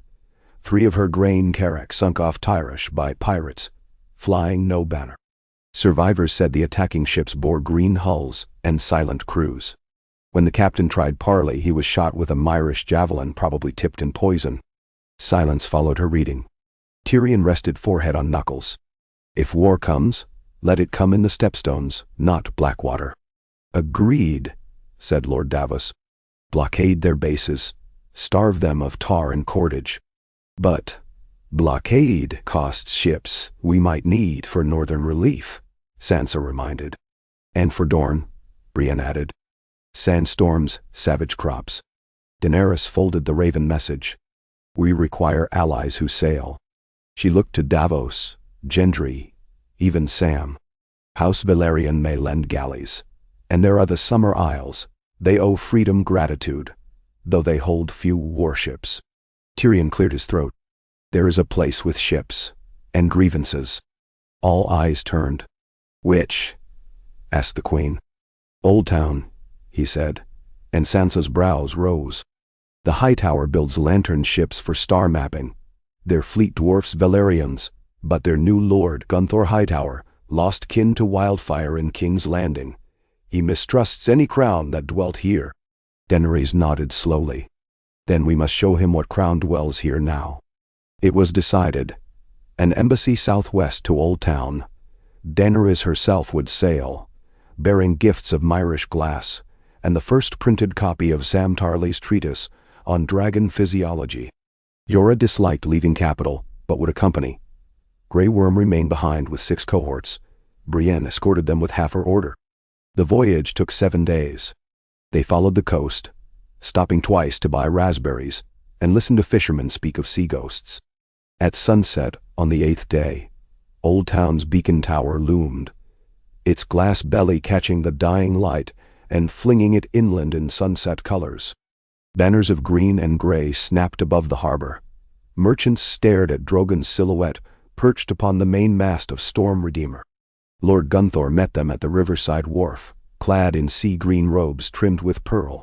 He bowed just enough. His court lingered behind. Septons in cream, maesters in studious gray, a 30 of sailors with sun-scorched skin, the smell of salt mixed with rosewater. Queen Daenerys, we stand humbled by your arrival. The Lord's tone bore courtesy, hammered thin. I pray no harm befalls our tower. Only fools harm beacons, she replied. They show safer paths. Gunthor inclined his head. Then let us find common course. Yet as they walked, the lantern-lit avenue of scholars, she noted resentment in the glances of citizens. Charcoal sketches sold on street corners depicted dragons blazing over Old Town spires. Fear again, seated by rumor. At the feast that night she addressed lords and captains. She spoke of star charts, of southern constellations, of trade routes freed from corsair tolls. She described a world where the beacon's light guided not only sailors but justice, where coin minted by freed hands flowed, unblighted by slave tears. Applause followed, but measured. After musicians played a piece called the Phoenix Maw, Lord Gunthor rose. His cup glinted. Your words warm colder hearts, your grace, yet we remember the Pirate King's Landing became. Some claim your dragon's roar carved half those embers. Jorah stiffened. Daenerys drank. My fire fell upon wildfire pits that another lit. I regret each innocent lost. But we cannot permit threat to abide because justice might burn. Gunthor considered. Perhaps. Yet the small folk say justice to one is terror to another. Then, Tyrion, seated further down the table, murmured, Truth, but in which direction does the blade swing? The feast ended without accord. Daenerys slept little. In the dragon pit of Old Town's walled garden, Drogon stirred restlessly, as though sensing unease. Morning brought a discovery. One of Brienne's knights found a jar of lamp oil and rags beneath the stable hay. Arson dot away. Interrogation of the stable boy yielded a confession. He had been bribed with a purse of square silver coins minted only in Tyrosh. Proof the accord infiltrated Old Town. Daenerys confronted Lord Gunthor in his solar just after dawn, sunlight striping the floorboards. She tossed the Taroshi coins onto a table of oak. Saboteurs in your walls.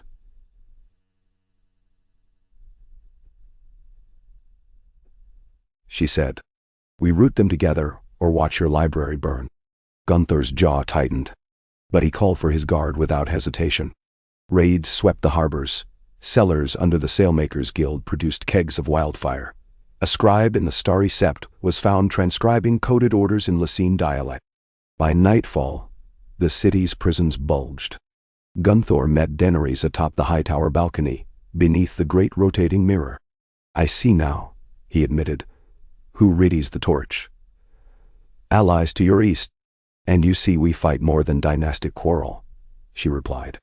"Help us choke their fleets, and Old Town's lantern will shine across an unbroken sea." "I will lend ships," he said at last. "Not war galleys, they remain to guard my coast, but lantern ships with fast keels, good for hunt and scout, and pilots who know every shoal from the arbor to the stepstones." It sufficed. When she sailed north again, 12 sleek lantern ships joined her, hulls painted moon pearl, prows carved into book wings, a scholar's fleet. In the capital months later, a new worry waited. Grand Maester Diarion reported pox pockets in the river wards, gray blight, a rot that killed infants in days. Sam proposed quarantine. Jorah rode through the ward to inspect. He returned shaken. "Children like candles guttering," he said, voice low. "We need healers, not soldiers." So they opened the university precinct, abandoned since the maesters fled. 2 novice healers. Sam and Diarion burned through candles, drafting protocols. Septus boiled linens. Dragon glass ground fine was mixed in salves, for Sam discovered its powder slowed the rot. By season's end the pox waned. The river ward mothers hailed Daenerys as mother of cure. She demurred, naming the healers instead. But not all plagues involve flesh. Reports of claw uprisings multiplied. One dusk, an assassin crept into the palace gardens, dressed as a herb girl, blade laced in basil to mask iron. Grey Worm caught her. Under torchlight she admitted the claw's plan. Strike at the queen's hope. They aimed to kill her child. Daenerys stilled. "What child?" The girl spat blood, refusing more. But Daenerys was not heavy with child, Maester confirmed. She realized the claw believed slander, that her union with a Westerosi lord must soon yield an heir. A dragon blood successor they feared would cement foreign rule forever. She told Jorah that night. He listened in silence, then brushed silver hair from her brow. "They fear seeds not yet sown. Yet if we hide from that fear, we grant it rain. Should we try?" The question stunned her. She had thought of children, distantly, in the hush between storms, yet lingering memory of Khal Drogo's pyre and the witch's curse gripped her hard. She whispered, "The stallion who mounts the world died before he could breathe. What if my womb is ash? Then we rule ash, and yet make gardens," he said, palm warm on her belly. "But if the garden shows a shoot, we nurture it." In time, nurturing began. Summer ripened, and with it, small miracles. Her moon cycles paused. Scents made her dizzy. Dragons grew protective, hovering when she walked the gallery. Grand Maester Diarion confirmed with trembling smile. News spread, impossible to cork. Bells rang across the city, dockworkers cheered. But cheering outside palace walls mingled with mutters. Tyrion predicted half the lords would rejoice. Succession, and half would plot faster. They would need stronger shields. At council, they established the Charter of Balance. If ever her heir was not yet of age, a regency council of 7 would rule. Jorah, Sansa, Brienne, Davos, Gunther Hightower, Missandei, and Grey Worm. The lords signed with quills of raven black. Still, worry lingered. The queen's belly swelled. Winter's fears thawed. She continued audiences, though she tired faster. Jorah oversaw Westmarch fortifications. Sansa orchestrated harvest convoys. Dragons hunted farther, bringing hinds so fat 2 butchers struggled to carry a quarter. Then the Iron Wave arrived. At dawn on the Feast of the Maiden, ravens burst from Driftmark. 50 green-hulled warships painted with eyes, sails crimson with the Accord's phoenix sigil, anchoring off Massey's Hook. They took no prisoners, burning fishing hamlets, seizing water casks, torturing a reef for routes into Blackwater Bay. 20 children were hung from willow trees in sight of the shipping lane. When the tide turned, they rowed south again, daring pursuit. Daenerys stood above the giant map in the war room. The child within her fluttered like a moth. Tyrion pointed quill at the hook. They test our response, not our steel. If we chase, they dart. If we ignore, they feast. We chase, Jorah said. And we catch. The lantern fleet will see them in dark if they try night sailing. He caught Daenerys' eyes. She nodded. But not alone. She touched her belly. I fly. Disputes erupted. Risk, risk, risk. But she silenced them. The realm must know its protector still breathes fire. Dragons soared that afternoon. Drogon carrying her in new saddle that cradled child and queen both. Rhaegal ridden by Jorah in back harness. Viserion by Brienne, who had trained secretly these moons, though she seemed terrified of heights. Beneath them, lantern ships knifed water, the Bear Banner and the Dragon over crown-ship masts. They found the Iron Wave at dusk near Sharp Point, 24 ships escorting galleys laden with loot. Lantern scouts had driven them toward shallow water between ridges. Once dragons appeared, chaos reigned. Fire met hullwood, masts crashed. Sailors fled into sea, turned to boiling cauldrons. Yet one flagship, the Phoenix Crown, unleashed scorpions, laced with raven feather bolts, tipped in wyvern poison. A bolt grazed Viserion's wing. The dragon screeched, sputtering flame short. Brienne veered, wrestling reins. Viserion crashed into a galley, timbers exploded, sea hissed upward. Daenerys' heart slammed. But Brienne clambered onto the galley deck, unhurt, sword flashing as enemy boarders tried to cut her down. Drogon banked. She leaned, voice tearing from throat. Dracarys. His fire seared the scorpion deck. Phoenix Crown shuddered, flames peeling paint. Yet amid the inferno a shadow leapt. An arbalistman, crossbow the size of a horse, arrow black iron. He fired. The barbed shaft hissed true toward Drogon's throat. Jorah saw from Rhaegal's height. He spurred the green dragon into a dive, interposing at the last breath. The bolt hammered into Rhaegal's chest, sank half a yard. Rhaegal wheeled, roar choking to croak. Blood spattered air. He fought to stay skyborne, beating titanic wings. On Drogon, Daenerys screamed. She could feel Jorah's anguish through the wind. Rhaegal managed to glide toward a rocky outcrop, skidding along breakers. Jorah unfastened straps before impact, rolling onto the rocks, shoulder wrenching. Rhaegal settled, chest heaving, bolt jutting like a spear in a bore. Daenerys landed moments later. Maester healers from a lantern ship rode with salves and saws. Night bled purple as they worked, sawing the bolt. Dragons keened. They saved Rhaegal, though he would never fly the same. When the maester washed the wound with boiling pine resin, he remarked only half aloud that wyvern poison hadn't reached the heart. Luck, or the bolt-maker's ignorance. Daenerys sat beside Jorah on the rocks, waves sloshing at their boots. He bled from a gash on forehead, eyes distant. She pressed his hand to her womb. The unborn kicked, his eyes sharpened. Alive, she whispered. Both. Flame pillars still crackled on the horizon. The iron wave had shattered. Lantern captains netted survivors. A few green hulls limped away into dusk, hulls smoking. The war might drag on, but tonight the world learned dragons still ruled the sky. The queen returned to King's Landing in thunderous applause, though her heart ached for Rhaegal's wound. She posted ravens to Volantis and Meereen. Evidence that Accord spies had funded iron-tipped bolts and wyvern poison, stoking resentment against the alliance. Volantis responded by seizing Myrish quartermaster houses.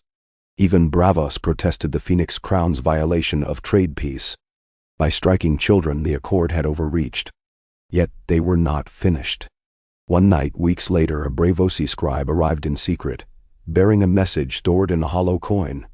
The Accord was building dragon killer weapons, gigantic ballistae aimed with mirrors, their sinew cords made of sea serpent gut. They tested them on uninhabited islands, and one shot had pierced an oak trunk 3 yards deep. If the weapon reached the Blackwater Heights, the dragons would be caged. Tyrion proposed sabotage. Davos volunteered smuggler contacts. But Daenerys saw another route, turn the Accord's own factions upon itself. She penned a letter to the Sea Lord, reminding him that the free cities thrived on competition, that Myr's domination of shipping lanes under Phoenix contract threatened Braavos' independence. She offered trade concessions if Braavos withdrew support. A second letter went to Pentos, promising grain at half tariff. A third to Qarth's 13, proposing a dragon escort for their jade caravans in exchange for neutrality. Slowly the Accord frayed. Myr and Tyrosh still thirsted for war. But Lorath's reader recalled. Lys sought pleasure more than battle. Volantis, bruised by old tower trade, reconsidered. While letters flew, the queen's belly swelled round as a harvest moon. Sansa sewed a tiny shirt of direwolf wool. Some court ladies embroidered a bear on the breast. The Claw attempted another assassination, firepot through a window. But Missandei, sensing odd smoke, dragged the queen to safety. The babe kicked furious agreement. Then, autumn storms thundered in. Labor came on the first hard rain. Maesters paced, candles guttered. Dragons roared beyond palace walls, unsettled by her cries. Jorah held her hand through each wave, though she nearly broke his fingers. Missandei wiped sweat, whispered memories of envious moonlit seas. After hours measured in eternity, a shrill cry sliced the gloom. A girl, pale-skinned, tuft of silver-black hair, lungs like a miniature dragon. Daenerys wept, laughing between tears. Jorah kissed her forehead, whispering the name they had chosen. Lyanna Elia Mormont Targaryen, the North and the South, the broken and the reborn. Celebration erupted in the capital. Bells rang for half a day. Even the Claw could not dampen joy, though they tried. A poison vial found in the cistern, quickly purged. Jon Stark journeyed south for the naming. He held the babe, marveled at her grip. Stubborn, he said, like her parents. Winter's tale slipped away, spring again. But war's embers still glowed. Tyrosh and Myr, cornered, launched a final gambit. They spirited the dragon killer, 300 feet of hinged oak and steel crank, onto a black pennant barge aiming for the Stormlands. Spies relayed, but intercepting the barge required speed. Daenerys, still weak from childbed, could not fly. She wanted to, but Jorah forbade. You gave life, he said. You guard it now. Instead, Brienne climbed into Drogon's saddle for the first time since Viserion's crash. Many doubted. A maiden riding the black flame? Yet Drogon accepted her, perhaps sensing the queen's command in her scent. Tyrion quipped that chivalry simply needed larger wings. They caught the barge at Straits of Tarth. Brienne dove. Drogon's shadow turned sailors into shrieking ants. The dragon killer aimed, fired. The bolt whistled wide. Brienne wheeled. Drogon's flame licked the stock. Oak exploded into splinters. Sea swallowed the wreck. When Brienne returned, her armor was soot-rimmed, hair wild, eyes shining with wonder. She dismounted and knelt. Drogon lowered his head. Queen and child watched from a tower, Jorah beside them. The realm's shield grew broader that day. 5 years passed. Storms subsided. The Accord dissolved into merchant squabbles. Tyrosh's prince was deposed by his own Archon. Myr's Archontes invited a treaty with Volantis. Braavos mediated. The Sea Lord toasted peace with Myrish pear brandy. Daenerys attended a summit in Volantis with Jorah and toddler Lyanna in tow, where they signed the Tide Compact, an agreement abolishing slave shipping, establishing free navigation rights, and pledging joint defense against corsairs. Lanterns on rivers glowed green and red to celebrate. Taith Passage.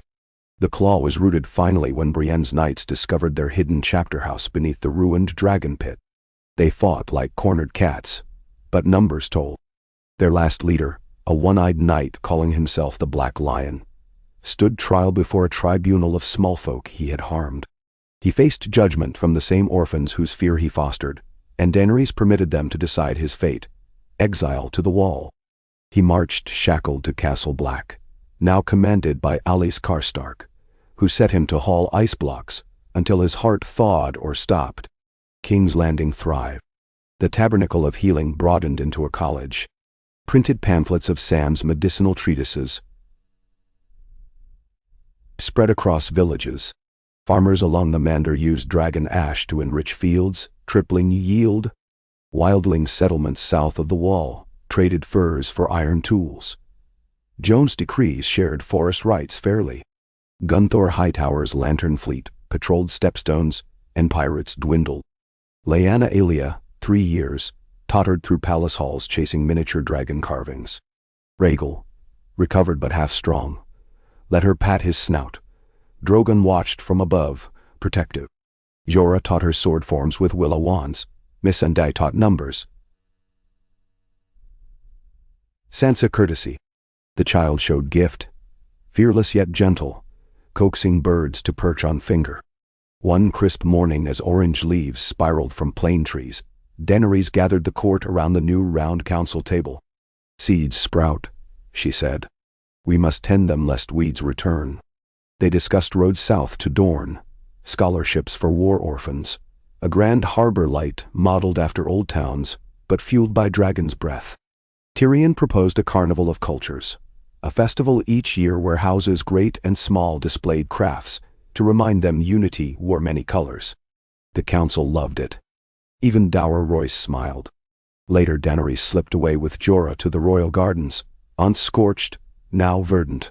She watched Lyanna play tag with Jon's direwolf Snowfall, squealing each time the beast wagged tail. Jorah wrapped an arm around her. "Do you recall when we marched starving through the Red Waste? I recall you offered me water though you had none. Now water flows." He kissed her temple. "You did this." Ooh. She drew him down benches of evernight blooms where dusk petals opened, releasing perfume like honeyed cedar. "And there is more yet."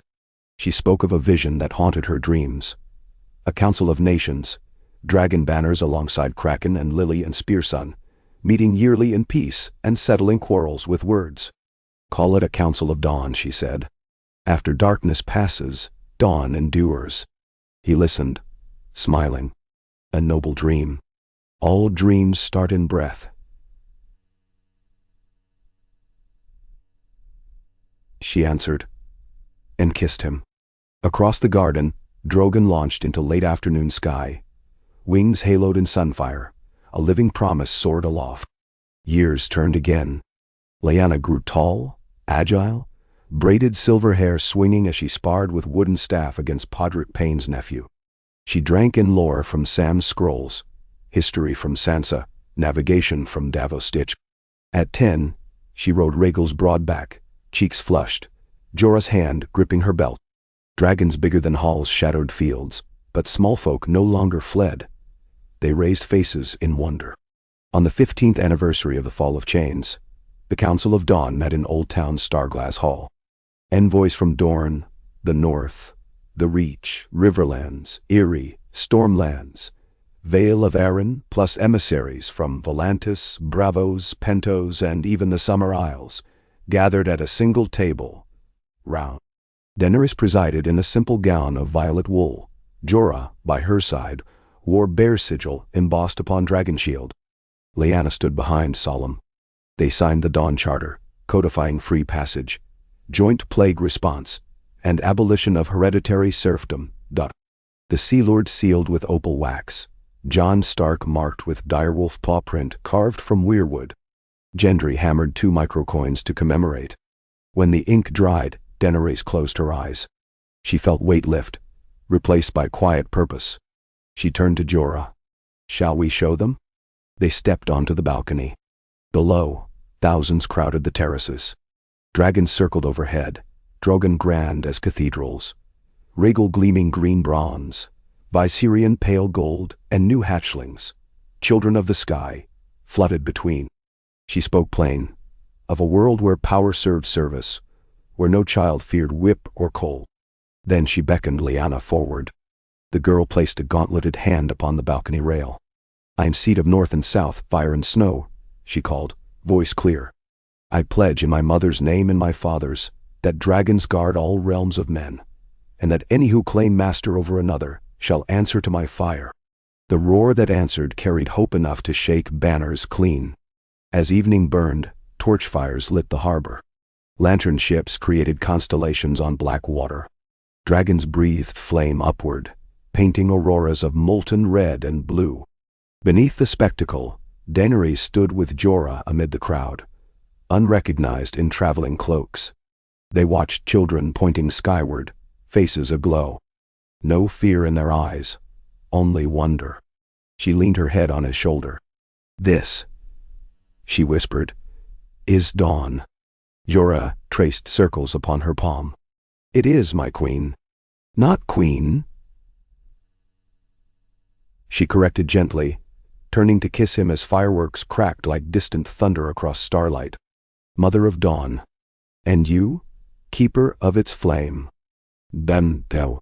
Far above, wings beat memory and prophecy into air, as if time itself conceded that sometimes, for those who dare break chains and hearts both, the story may end not in ash, but in unfurling light.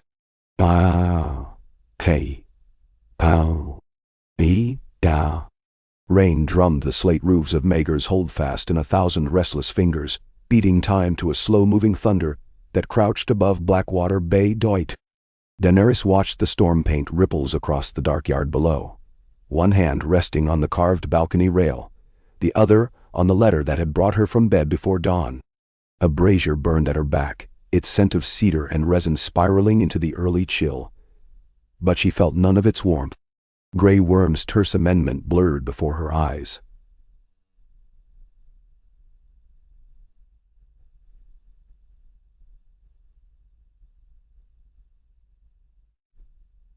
Six unsullied dead in a skirmish at Astapor's south gate, 2 dragon-bannered caravans seized by mounted archers in the Red Waste. 1 silver coin marked with the phoenix sigil left beneath a fallen standard. The accord might be shattered, its major thrones mutinous or disbanded, but its ghost still stalked the dry places of the world, gathering hard men like burrs on a dying horse's coat. Tyrion had warned her that victory breeds resentment. Now resentment sharpened itself, hungry for a fresh festering wound. She breathed the petrichor, tasting iron at the back of her throat, and wondered, just for an instant, whether all gardens eventually required fire. Behind her, the door hinges creaked, soft bootfalls crossed rush mat. Jorah stepped to her side, pausing long enough for her to feel his regard before speaking. 12 years as husband had taught him when silence served better than speech. But the letter, still clenched beneath her thumb, seemed to pulse like a living thing. She passed it to him. He scanned, jaw tightening at each line. Grey Worm requests sanction for reprisal. His voice carried the low growl she associated with winter seas and broken siege towers. "Hell raise the strongholds behind these raids if you grant him leave." "I know." She followed the letter's folds, as though they were fault lines on a map. "What would you have me do?" "I would have you weigh what rises from the ashes." His hand covered hers, broad and scarred, warm despite the chill. "If we crush every ember with dragonfire, we might kindle a blaze beyond our sight." Rain gusted sideways, pelting her cheeks. Older now, with fine lines feathering the corners of her eyes, she felt each droplet as keenly as she felt her daughter's absence.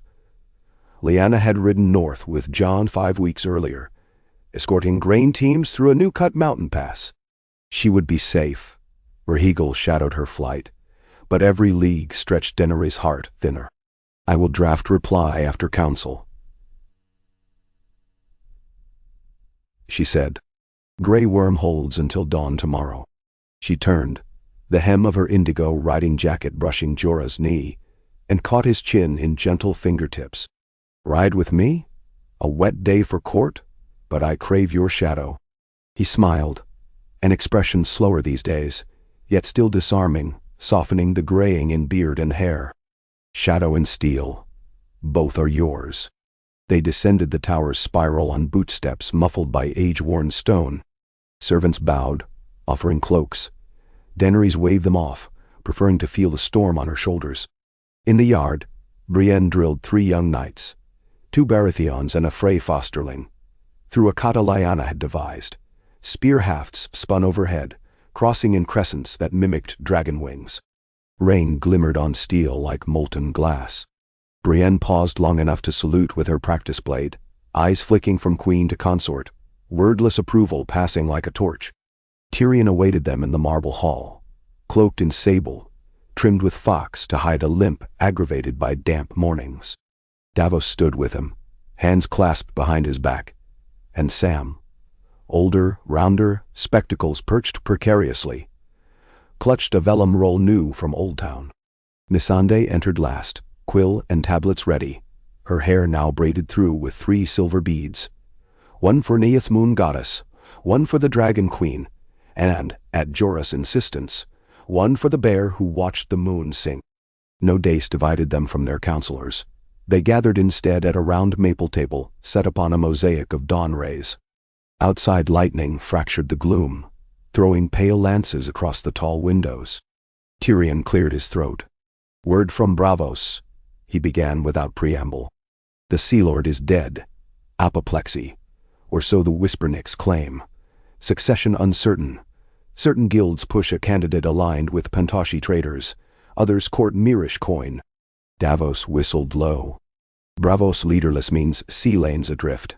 Could cripple half our grain flow by summer. Or open them wider." Sam ventured. "A friendly successor might ratify the Dawn Compact's grain clause." "Or shred it," Tyrion countered, "if he sees profit in tariffs." He tapped the vellum Sam carried. "Show her." Sam unfurled a map, hand-drawn, annotated in his crabbed script, with new black ink marking half-charted shoals west of the broken arm of Dorne. Lord Gunther's lantern pilots found wreckage here 3 weeks past. Green hull fragments, Phoenix sigil scorched. Tide carried the timbers north, but the water was shallow. "Shoals perfect for ambush." "Someone staging raids between Qarth and Astapor." Daenerys traced the curve of coastline. "Could be Accord remnants. Could be pirates wearing dead colors." "Grey Worm fears the first," Missandei said, voice measured. "He believes the Burnt Lion funds them. The Claw's successor cult." Daenerys closed her eyes, summoning patience. "We cannot raise every sandhill to find one viper. Nor can we let vipers breed." Jorah's words carried weight yet lacked edge. He understood her mind even when disagreeing.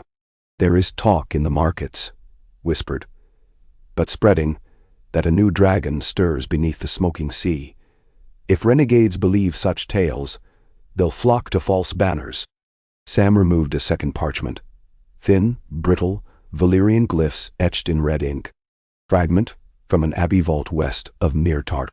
Mentions Dracarys Aftor, dragon of the deep. Myth, likely. But talk of it feeds dread. Now, Davos grunted. "Last thing small folk need, a ghost dragon." "Ghost or not," Tyrion said. "Stories shape sword." He looked at Daenerys. "We must answer rumor with sight." She nodded, resolve setting like cooling metal. "I will fly to Astapor. See with my own eyes. Bring Rhaegal and Viserion. Leave Drogon to watch the capital. A swift circuit, 10-12 days." She met Jorah's gaze. "Mine?" He dipped his head, tacit assent mixed with caution. "We leave at dawn? Weather south should clear. Then?" "Lyanna," Sam ventured. "Returns through the giant stair within 3 days," Daenerys said. "Rhaegal will find her by sky.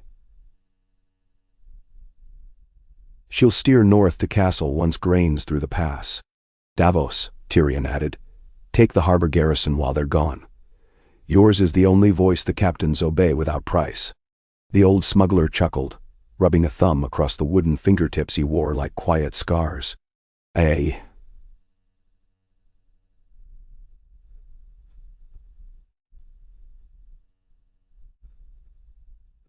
They set plans, penned orders, sealed ravens. By afternoon the storm eased, leaving streets washed clean and air smelling of salt and new earth. Daenerys rode out to the dragon pit, where Drogon waited, vast wings mantling. She stroked his scale-ribbed throat, murmuring in high Valyrian. He nosed her palm, exhaled steam.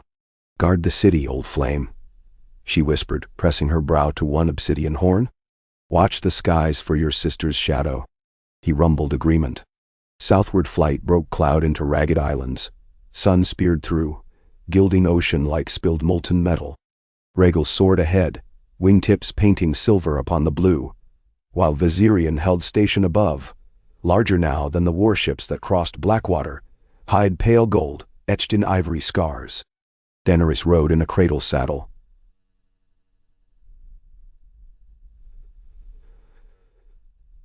Straps looped loose to ease her healing ribs. Lyanna's birth had left lingering ache. Jorah flew behind, helm glimmering. The green dragon's saddle fit him as though forged together in a smith's dream. They crossed the stepstones at noon, casting shadows over gull-whitened crags. Merchant galleys raised banners in salute.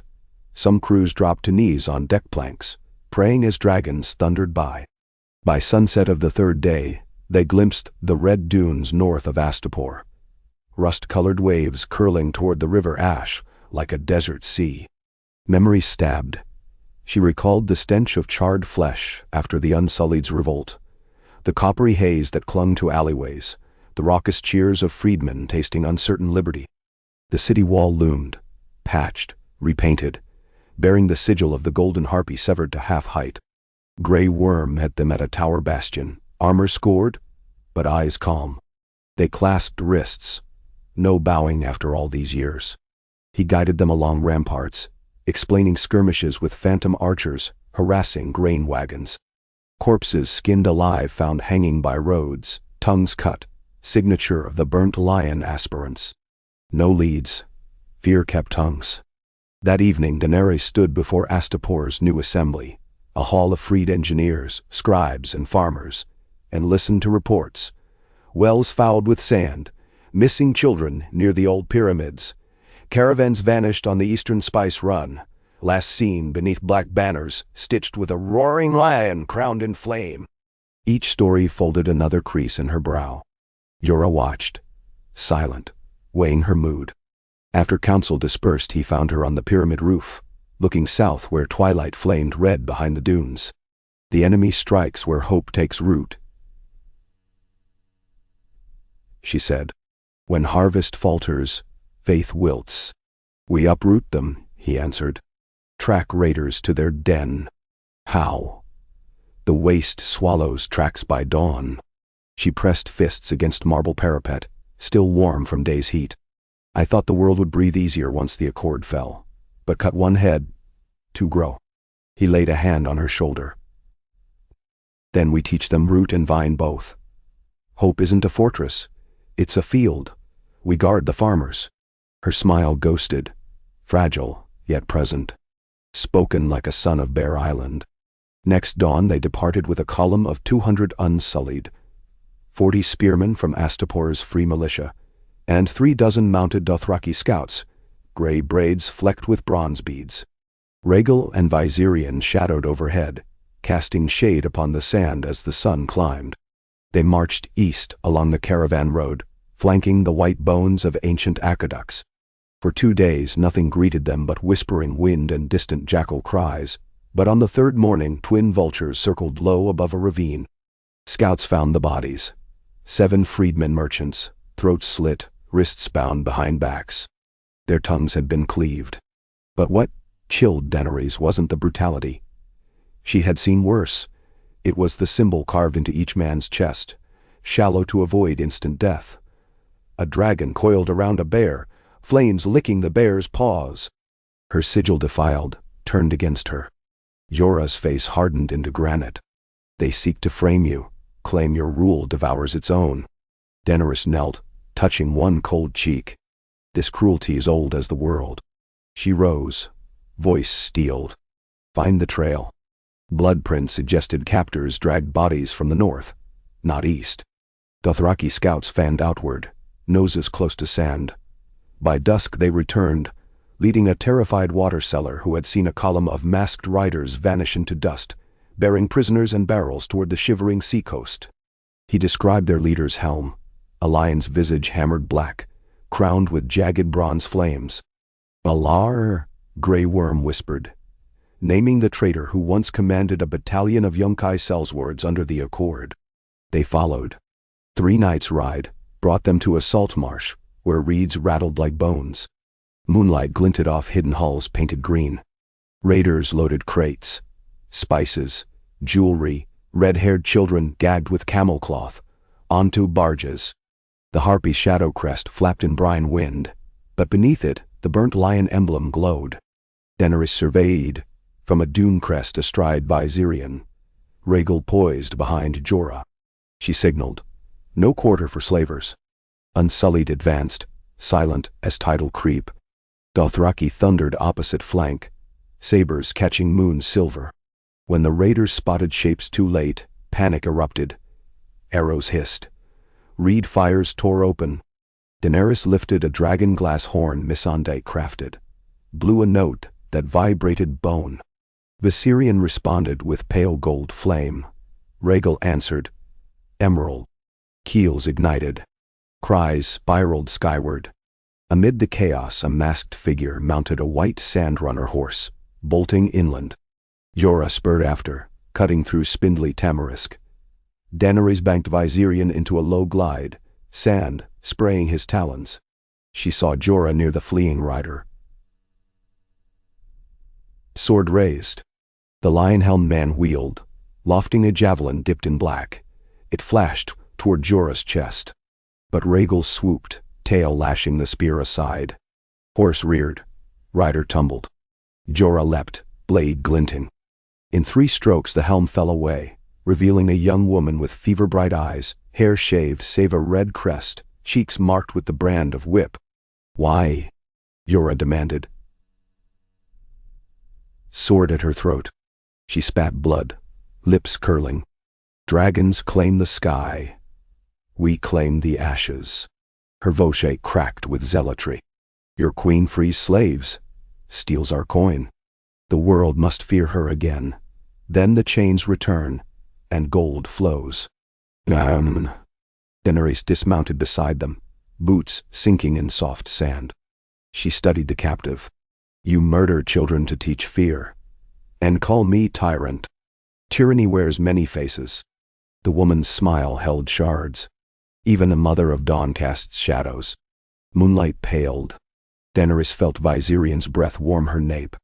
Shadows do not rule me. Hope does. She turned to Grey Worm. Bind her. She answers in open court. The raid ended before dawn. Fires sputtered on blackened hulls. Freed captives wept salt tears. Barrels of pepper and carved ivory rolled in marsh mud. As sunlight bled over the dunes, Daenerys oversaw burial pyres for the slain freedmen. She spoke their names, though she knew only the sounds given by friends. Hako, Mira, Jonal, Visara, and the rest, each syllable a seed in parched soil. Jorah stood beside her, silent sentinel. When flames licked the first pyre, she whispered, Dracarys. Viserion breathed gentle fire, a funeral warmth rather than war. They marched back to Astapor with prisoners and rescued children. Grey Worm rode ahead bearing the lion helm skewered on a spear. In the city streets, the sight drew cheers and sobs in equal measure. Daenerys convened tribunal the same hour. Within the assembly hall, torches guttered as freedmen crowded benches. The lion-masked woman, stripped of armor, knelt in chains. Daenerys addressed her in the trade tongue so all could hear. You claim to fight tyranny, yet you enslave. The woman's glare burned. Freedom is coin. You steal coin, we steal freedom back. Murmurs swelled. Daenerys raised a hand. Freedom is breath that no man may ransom. She turned to the crowd. What judgment? Voices rang. Exile to the desert, death by spear, a life of service. Daenerys listened, weighing. At last she spoke. Blood does not grow grain. Chains do not cure scars. This woman will serve those whose lives she broke. She pointed to the rescued children, clinging to Asepta's skirts. 3 years' labor in the healer's tents. 1 scar for each child lost, carved on her helm so none forget. If she flees, dragons will hunt. Some demanded harsher penalty. Others nodded. But the children simply watched, trusting the queen who had come from sky. Daenerys knelt, meeting their eyes, promising bread and safety. She felt the future lean upon her knees like a weight and a blessing. 6 days later, ravens arrived from King's Landing, their letters sealed in wax, stamped with a bare-winged dragon. Missandei brought them to her at dusk, fireflies flickering through the palace garden. Daenerys cracked the first, Tyrion's brisk hand. Dawn gloom. Drogon has left the city. He rose before moonset, circled twice, and vanished northeast. 2 witnesses swear they saw him follow a lightning storm. No sign since. Her heart thudded. The second scroll from Sam confirmed. Drogon had flown like an arrow, ignoring calls. No panic, just purpose. Daenerys glanced to the sky where Rhaegal roosted, wing folded but restless. He feels his brother, Jorah said, stepping from shadow of a pomegranate tree. He had read her face without seeing letters. Something draws him. She crushed wax crumbs between thumb and forefinger. Something northeast, Valyria? Thrice burnt shores? Jorah exhaled. If Drogon hunts, he hunts trouble. They departed at dawn, leaving Astapor in Grey Worm's care. Children lined streets, tossing marigold petals. Some clutched wooden dragon toys. Daenerys felt their eyes on her back as Viserion ascended, Rhaegal behind. They veered northeast, over the demon road of ruined Kiskari walls, across waters shimmering with sunlit foam. On the third night, lightning stitched the horizon, illuminating the smoking sea's broken spires. Valyria. Once, she had sworn never to return. Now Drogon beckoned. Fumes veiled the archipelago, sulfur stench, smoke plumes from fissures. Rhaegal gagged, wings buffeted by hot updrafts. But Viserion pressed on, and Jorah behind her. In purple dawn they found him. Drogon, perched on a basalt column jutting above a lake of glassy fire. He roared at their approach, but not in warning. Triumph vibrated his crest. And between taloned forefeet lay something impossible. A dragon's egg the size of a galley's keel, its shell black shot through with veins of throbbing red, as though a heart beat beneath. Beside it, smaller eggs. 5, maybe 6, clustered like embers, each faintly glowing. Daenerys landed precariously on a pitted ledge. Heat blasted her face. Sweat beaded instantly. She stepped closer, jaw tight with awe. He found a clutch. Jorah dismounted, shielding eyes. Or forged it. Something woke under these fires. Rhaegal landed quaking, but the presence of the egg settled him. Viserion crooned. Drogon lowered his head, nose butting the largest shell. It pulsed brighter. Daenerys swallowed. Our children's children. Or our undoing, Jorah cautioned. More dragons. In whose hands? In ours. She touched the obsidian shell. It thrummed like distant thunder. We will guard them, raise them, lest tyrants claim them. They labored to lash the heavy egg in chain net beneath Viserion's belly, the smaller ones within leather satchels strapped to Rhaegal's harness. Drogon flew escort, exhaling gouts of smoky flame that parted clouds. They rose from Valyria's hellscape into rain-cooled sky, hearts hammered by the weight of new hope. But hope carried peril. On the second night, as they camped on an uncharted isle, sails breached the horizon, black, nimble, emblazoned with the phoenix. The iron wave reborn, chasing rumor of a golden clutch. Scouts in wyvern masks had followed Drogon from King's Landing. Their fast corsairs outpaced the delegation. Daenerys roused Jorah. No time to outrun. Battle under moonlight. Dragons took sky. Phoenix ships fired ballistite tipped with shadow glass. Rhaegal banked, bolt grazing wing to reopen old scar. Viserion loosed furnace breath, but cunning sailors veered into fog banks, flames smothering. Drogon smashed one deck with tail strike, sending men flailing into black water. Amid chaos, a lithe skiff broke formation, skippering toward shore, one figure in gold-scale helm, Steering, Daenerys dove Viserion. As she alighted, she recognized the helmed pilot, a Braavosi woman, face half-tattooed, eyes cold as canal ice. She carried a spidery lattice of steel, some new harpoon device, aimed at the eggs swaying under Rhaegal's harness.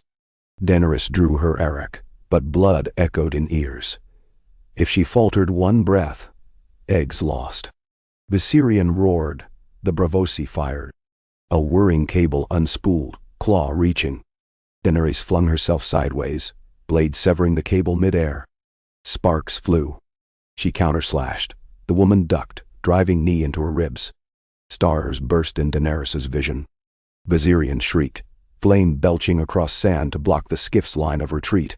The woman snarled Valyrian curses, drew a slender stiletto laced with nightshade. Jorah landed with a crunch of boots, parrying the dagger, his own short sword punching into the woman's breastplate seam. She gurgled and dropped, helm clanging. Jorah knelt, winded, blade dripping. "Egg safe," he gasped. Daenerys bent beside him, pressing cloth to the cut on his arm. "And you?" "Old bear still claws," he grunted. By dawn, Phoenix ships lay charred or scattered. Drogon herded survivors toward Astapor, where Unsullied would decide fates. Daenerys and Jorah resumed flight, eggs intact, but the attack proved secrets traveled faster than ravens. Once the clutch was known, enemies would multiply. They reached King's Landing amid festival of spring saffron. Citizens gaped at the convoy, 3 dragons bearing the future on chain nets. Tyrion met them in the courtyard, eyes wide as cartwheels. "You plant forests above a hearth fire," he muttered, half in awe, half in dread. 7. Save us. Sam bustled, eager to study the shells. Maesters constructed a hatching court within the rebuilt dragon pit, braziers fed by wildfire, floor of obsidian sand to hold heat. Drogon arranged eggs himself, curling protectively. Scholars predicted decade-long incubation. Rhaegal's wound would heal by then. Lyanna returned 2 days later, cheeks wind-burned, eyes bright with frontier stories. She knelt before the eggs, whispering names. Stormfire, Ghostwing, Shadowcub. Drogon blinked, accepting her presence. He had carried her as a babe upon his back. But news of the clutch reached beyond seas. Envoys from Qarth lamented dangerous proliferation. Volantis proposed an egg-sharing treaty, 1 egg per signatory for balance. Daenerys refused, diplomacy cracked. The Sea Lord's heirs quarreled. Pentos backed a claimant promising dragonsteel for coin. Fires of politics rekindled. Within the realm, whispers rekindled too. Lords of ancient lineage recalled tales of the dance of dragons, when rival claimants plunged Westeros into flame. What guarantee that Lyanna, brilliant and beloved, would not one day face a rival from some cadet line? Daenerys summoned Sansa, Jon, Brienne, Gunthor, Davos. They met in the Godswood beneath white leaves. "The clutch changes everything," she said. "We must anchor peace before ambition stirs." They drafted the Covenant of Wings. No dragon might ride to war against men of the Compact, save in defense of life against slavery or undead threat. Dragon riders sworn to the Covenant would answer a conclave, 7 selected by realm and free cities, to arbitrate disputes. Lyanna swore first, pressing palm over her heart. Jon followed, then Jorah, though no law forced him, but love compelled. Many in Westeros hailed the Covenant. Some called it shackles. But it passed, ratified by brazen plaques in castle halls, across 7 kingdoms. Tyrion oversaw coinage. One side bore a rising sun behind dragon wings. The other, a bear rampant over broken chains. Time flowed like river swollen by spring thaw. Lyanna grew tall, voice deepening with command. She founded a Dragon Corps Academy, admitting lowborn youth with wits and courage. Rhaenys Hill resounded with cadets' chants, wooden swords clacking. Drogon monitored from afar, less a beast, more a mythic teacher. Yet far north, beyond wall remnants, fishermen spoke of blue fires dancing at night. Jon rode there with Ghost and 100 rangers, never found source. But Sam, scouring texts, discovered legend of a second long night.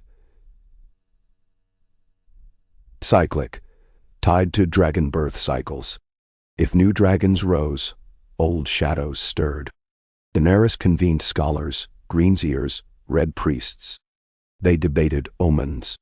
Melisandre, hair now gray, arrived from Asshai, proclaiming the Dawn Queen's flame must soak wounded ice beneath world's crown, else frost devour summer's seed. Many dismissed her riddles. Daenerys listened. Riddles once saved her from warlocks. Years bent onward.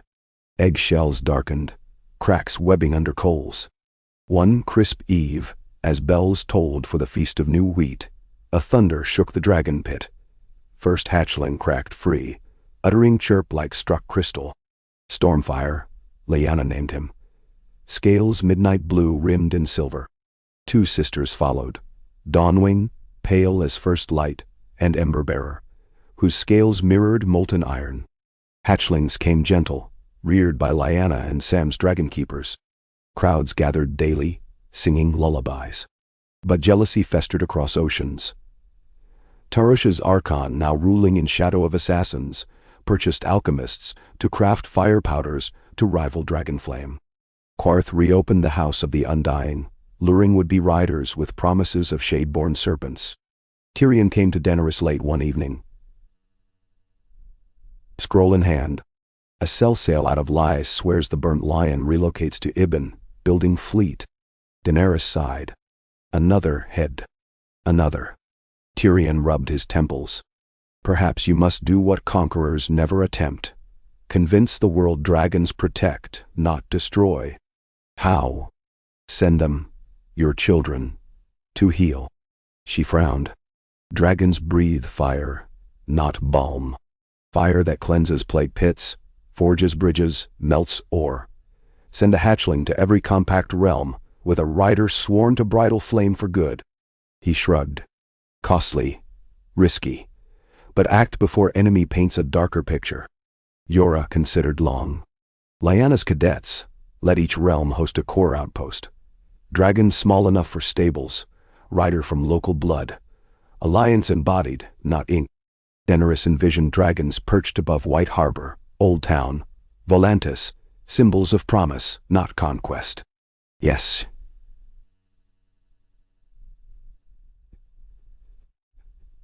She breathed. But choose carefully. Lyanna chose Stormfire to ride north with a Karstark girl who once saved her in training joust. Dawnwing flew west with a boy from Tarth. Emberbearer went east, astride a Volantene freedman. Each departure drew tears, cheers, fear. Covenants signed anew. Years mellowed. Grey Worm retired at last to Neath with Missandei, commanding a hospital garrison teaching spear and healing leaf. Davos died in his sleep beside his wife, honored as Admiral of the Dawn. Sam became Grand Maester, forging a ring of iridescent scale for knowledge of draconic lore. Tyrion, aging, penned a compendium titled The Sisyphean Crown, arguing that rule is endless revolt against inertia, not mountaintop. Daenerys and Jorah sat often on the terrace above the garden, watching grandchildren. Lyanna bore twins by a Dothraki husband, chase fireflies under dragon's lazy gaze. She felt time in her bones, but warmth too. The kingdom no longer flinched at wings overhead. In markets, clay ovens baked with dragon-forged bricks. In forges, swords tempered by dragon heat defended small folk against bandits. Yet destiny rarely sleeps.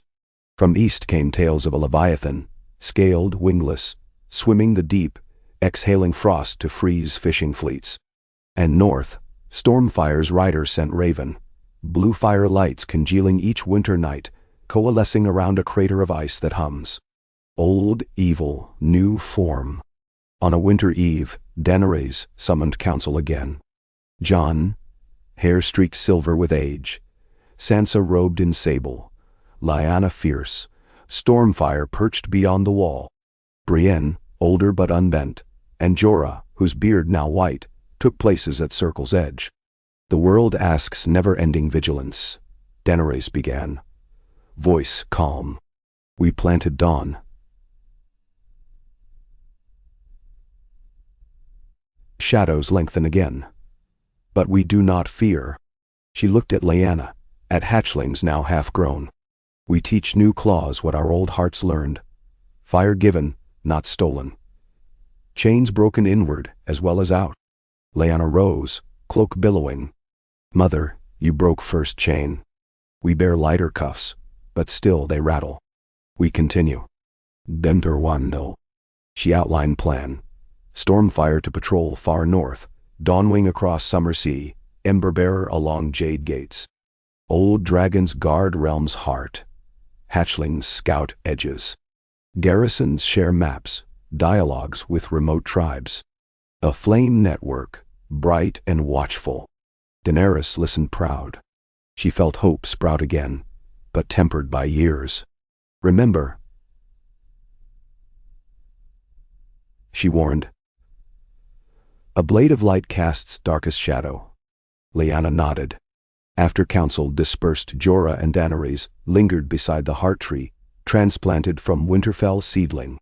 Crimson leaves rustled. Snow fell in whispers, though it was early autumn. A harbinger from the north. Jorah placed a scar-lined hand over hers. When we met, I saw a girl clutching dragon eggs. Now see a world hatching from them. She leaned into him, head on his shoulder, scent of pine smoke drifting from hearths below. We did not hatch the world, she murmured. We merely cracked it open so light could find the dark. And if darkness gathers again, then we shine brighter. She smiled, though tears rimmed lashes. Together. Always together. He kissed her softly, first time as gentle as last, beneath branches red as dawn. Above them wings stirred. Drogon, still mighty, drifting on a thermal, watching protectively. Somewhere beyond horizon, frost fires flickered, but they would face them. Fire and bear, dawn and chainbreaker. An unending story, written one brave breath at a time, beneath skies where dragons rose not to conquer, but to keep hope kindled, while men learned, slowly, to kindle it themselves. Aika. Oh, we. The first true snow of the gathering winter arrived on a breath of blue wind that sliced across the stony shoulders of Winterfell and rattled the black iron bars of King's Landings, New Harbor cranes alike. In the courtyard of the Red Keep, the flakes looked almost like sparks, catching the lantern light from the battlements and drifting downward in slow spiraling embers before they winked out on the half-frozen cobbles. Daenerys tasted one on her tongue and closed her eyes as its faint chill melted to nothing. She had once thought the bite of cold an enemy, fit only to be driven back by the clean roar of dragonfire. But years, and Jorah had taught her that balance mattered as much as blaze, that the land needed frost to harden its budding grain against disease, to preserve the river's sheltered eggs, to kill the vermin that loved rot. Yet the frost spreading now was not the gentle seasonal sentry her maesters described.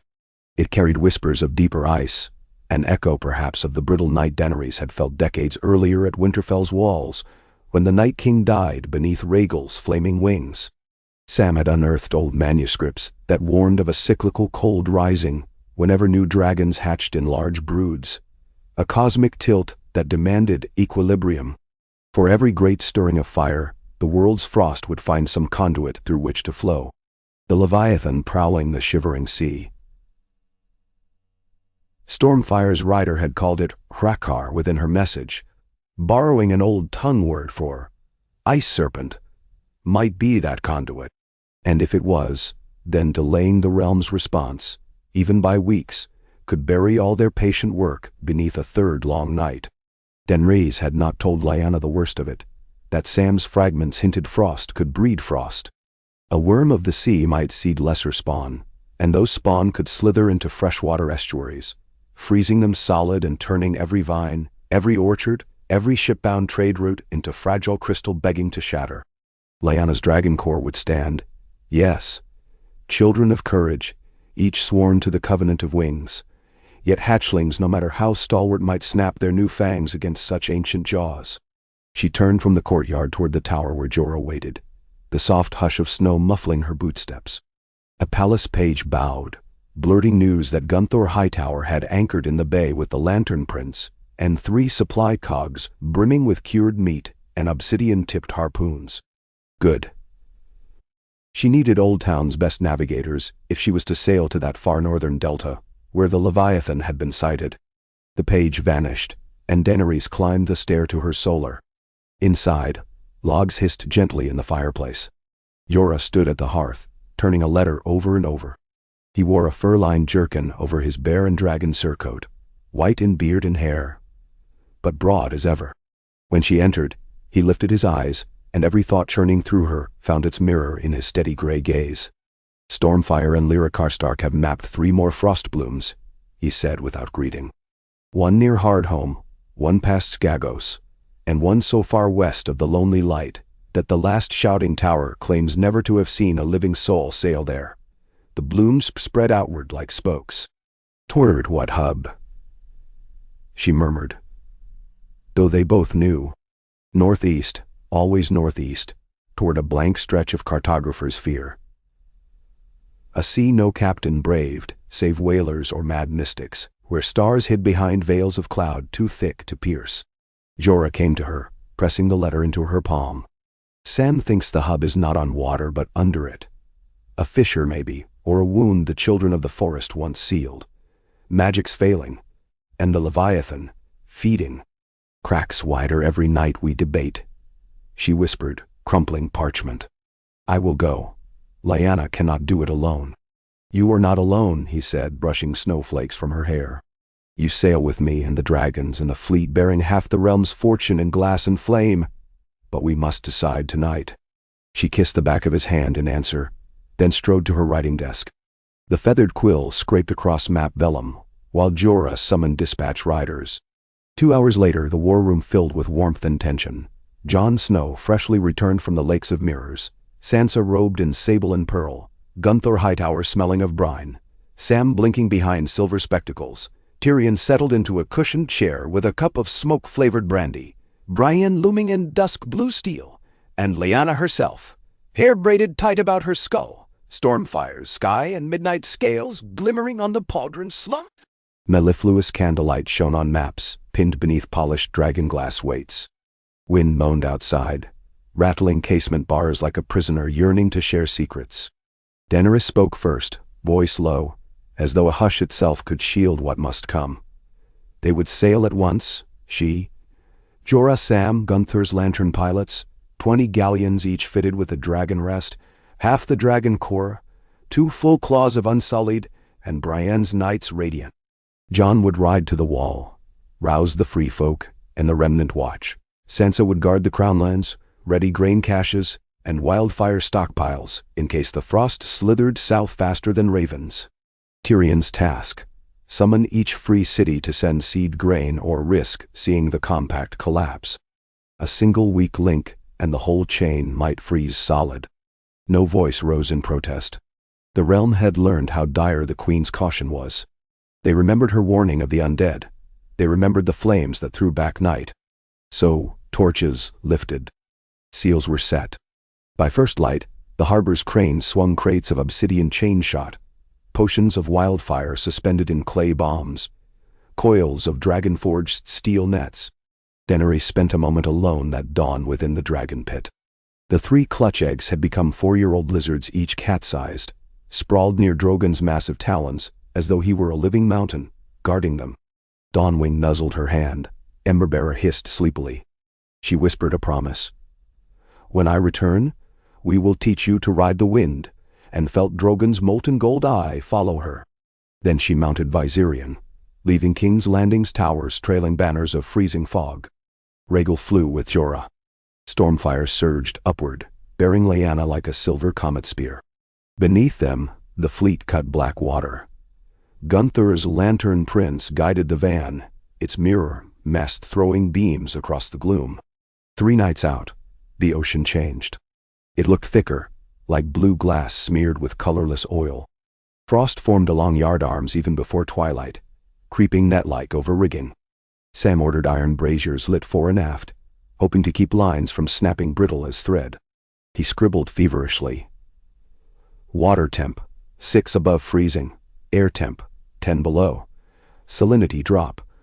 Probable glacial veins surfacing. The dragons grew flighty, wings icing at edges. They took to gliding low above the warm plumes trailing from some deep tectonic trench. By the 5th dawn, the fleet entered a silent graveyard. Ships half devoured by rime. Hulls cracked wide, sails frozen mid-flutter. Figures, crew, stood aboard, skin glass clear, eyes bright crystals staring at nothing. One skeletal hand raised in a perpetual wave. The living averted their gazes, but Daenerys forced herself to study each wreck. When fear shapes into image, she had learned, the heart arms itself. That night, a fog closed over sea and sky. Even lantern mirrors could not cut it. Daenerys paced the Lantern Prince's quarterdeck beside Gunthor, who kept one eye on the compass, and one on the sickly pale shimmer under their bow. A sudden groan shuddered through the timbers. The ship listed.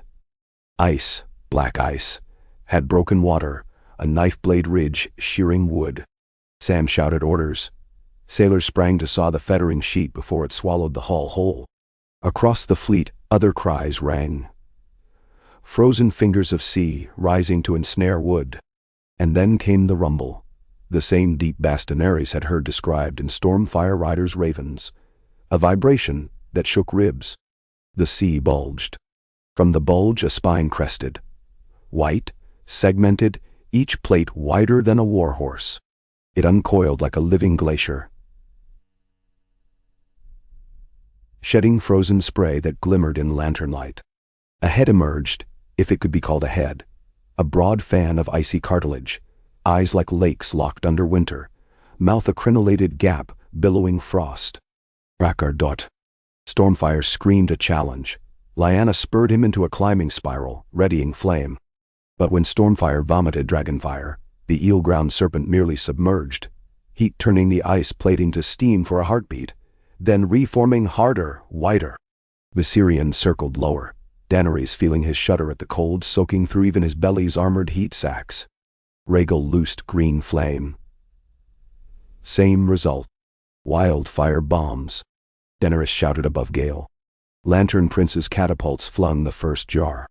It shattered on the serpent's back, gouts of green conflagration devouring frost, splashing the sea with emerald inferno. The monster screamed, sound like glaciers calving, and writhed. 11 ships nearly capsized in the trough its body made. Rhaegar dove deep. Long minutes stilled the water. Sailors clutched railings, waiting. Sam's quill scratched, noting that flame worked, if it could reach flesh beneath the frost armor. Jorah came from Rhaegal's saddle to join Daenerys at the rail. Frost had silvered his beard into metal, his eyes bright. Armor regrows. We must crack it faster than it freezes. His breath plumed. Gunthor's pilots suggested coastal shallows. Sandbars and undersea rocks might confine the serpent, forcing it to fight with less ability to dive and cool. Maps showed a fjord of volcanic vents 15 leagues east, spewing heat. Steam chimneys. Daenerys seized the idea. Lure Rhaegar inland. Use natural furnaces to keep armor molten, dragons to sear inner hide, wildfire bombs to shatter. She ordered drums beat, 20 war galleons reformed wedge, trailing ropes of goat offal and warm blood pumped from casks, bait of mammalian heat. Rhaegar surfaced briefly, drawn by warmth. The fleet rode, sails reefed to shallow draft. Night turned the sea silver. Snow whirled into sideways knives. Somewhere behind thick cloud the moon blurred. Then steam columns rose ahead, volcanic vents. The water hissed. Warmer here. The dragons felt it. Storm clouds opened holes, letting them glide freer. Daenerys' wedge slowed, dropping bait barrels. Rhaegar surged, body colliding with 2 cogs, crushing them to splinters. But fleet kept discipline and drew serpent onward. When they reached the first vent, Lyanna on Stormfire swooped low, flame jetting point-blank. Gaudy. Frostplates sizzled, cracked. Jorah drove Rhaegal opposite flank, blasting green blaze along the gaps. Viserion strafed lengthwise, dropping clay bombs of wildfire. Green erupted inside a rift. Hrakkar shrieked, thrashing. The water around its torso boiled, steam roiling skyward. But the beast did not die. Instead, ice melted down its flanks, revealing pulsing blue veins, the living blood of ancient winter. It spat a cone of frost upward that caught Stormfire's wing tip. Scales froze solid. Lyanna veered, nearly colliding with Rhaegal. The serpent coiled, tail crashing through Lantern Prince's stern, sending Gunthor sprawling. Soldiers tumbled into icy broth where steam and freezing water met. Some died of shock. Daenerys felt anger like hot iron. She guided Viserion higher, beyond Frost's spittle's reach, then plunged, aiming for the beast's head. She had once slain a warlock with flame, had once burned armies, but never had she thrown herself at a titan of primordial time. She screamed Dracarys, throat raw. Viserion vomited heat, white as starcore. It struck Hrakkar's frontal plate, melted through, revealing skullbone rimed in frost. She saw brains, whorls like opal, and for one instant she thought, beneath all armor any creature is merely meat and terror. A javelin of black glass flashed from below, one of the obsidian harpoons. It punched into exposed tissue. Frost spiderwebbed outward, but failed to seal in time. Hrakkar convulsed. Its dozen gills flared, exuding plumes of supercooled brine. The dragons attacked again. Again. Wildfire jars rained, Sam orchestrating from Lantern Prince. Flames burrowed deeper. Rhaegal shoved claw into a fissure, tearing flesh. Stormfire recovered, battering ice plates with tail thuds. At last, Hrakkar raised its head, huge maw gaping, rim of fangs crunching air heavy with sleet, and roared a sound that cracked rigging. Then it toppled. Body coiled slack, drifting between vent plumes. The sea boiled and froze by turns around it. Snow fell slower, then stilled. Dawn touched horizon, blush of pink over gray. Silence descended, broken by crackle of cooling armor. A cheer rose from unsullied ranks, from sailors stained green with wildfire smoke. Lyanna guided Stormfire to Daenerys' side, eyes shining though tear-streaked from cold wind. Jorah landed Rhaegal, lifting his visor, relief etched in lines across brow. Gunthor, soaked, climbed onto a spar of debris, laughing hoarse. They had slain Winter's Leviathan, maybe the first of others, maybe the last. But as the carcass rocked in steam, Sam called across the water, "Look!" The fissure around the harpoon pulsed. From inside crawled things, eel-like larvae, translucent, dozens, each trailing tendrils of hoarfrost. If those reached open currents, they might seed new horrors. Fire licked obsidian, but bodies too many. Daenerys landed Viserion on the corpse's crest. She dismounted, boots slipping on sheen. Jorah followed. "We carved them," he said grimly, unsheathing dagger. But ice formed again, closing gash. She realized the heart still beat, deeper. Fire alone would not cleanse this womb. Then memory struck her, the Valyrian clutch, cracked open only within dragon furnace heat. They could drag carcass over vent mouth, let magma vent incinerate from within. She and Jorah hammered whalebone stakes, attaching cables. Lantern Prince and 2 other galleons strained, towing Titan until body hovered above vent column. Steam roared up. Mixed with wildfire flung by catapults, it made a forge hotter than any maester's story. The larvae shrieked, membrane sizzling away. The flesh ballooned, exploded, sending shards skyward. Dragons rose clear, tucking wings. When plume settled, only carbon husk remained, black as Drogon's scale. The sea quieted. Compass needles steadied. Frost haze thinned. On the distant fringe of dawn, stars pierced cloud. First seen in 10 nights. They sailed home on calmer waters, towing Hrakkar's skull as proof. Along holds they stored chunks of frost-veined hide for Sam and the alchemists. Daenerys spent nights on quarterdeck with Jorah under firs, watching dragons glide ahead, trusting that in the horizon where sea met sky, No greater frozen shadow waited. Yet war never ends, only changes shape. As they approached Dragonstone, ravens intercepted told of Tyrosh's Archon falling to coup. Warlords warring for control of fire powders. Qarth claiming a mirage serpent bigger than Hrakkar. Daenerys accepted tidings with quiet inevitability. They would not know lasting stillness. Not in this life. She had shaped the realm into an ongoing struggle for Dawn, and Dawn demanded defenders. In King's Landing they laid Hrakkar's skull beside Balerian's, black and white facing each other in the dragon pit, a shrine to balance. Festivals bloomed, but the queen used celebrations to remind folk that dragons and humans both thrived only while hands joined across darkness. Seasons wheeled. The smallest clutch dragons spread to far provinces, carrying healers and engineers. Dawnwing breathed flame to fuse stone bridges in Dorne, Emberbearer heated glassworks in Volantis. Stormfire patrolled the wilderness north of Last Hearth, thwarting frost blooms before they formed. Lyanna earned title Warden of the Skies. Songs named her Firebearer, Icebreaker. Daenerys aged. Lines traced cheeks once smooth, silver hair thinned, but her eyes remained twin torches. She trained new riders, taught them high Valyrian commands, spoke of humility before flame. Jorah walked slower, but still sparred with cadets, scars gleaming like fired clay. They cherished each dusk watching children dance with wooden wings. On year 40 of her reign, Grand Maester Sam delivered tidings. The clutch eggs in Dragon Pit neared hatching again, cycles shorter now that fires of Valyria had tempered them. With each new dragon the balance would tilt. Frost might creep. The conclave invoked the covenant. Convene. Decide how many dragons the world could bear. Daenerys convened at Harrenhal, its melted towers a reminder of Aegon's fearsome glory. Representative banners filled the courtyard. Direwolf, Bear Dragon, Spear Sun, Kraken, Winged Lion, Book Tower, Dolphin of the Summer Isles, the black ship of basilisk men who sought entry. She stood upon dais carved from Hrakkar bone, Drogon looming behind, his eyes molten.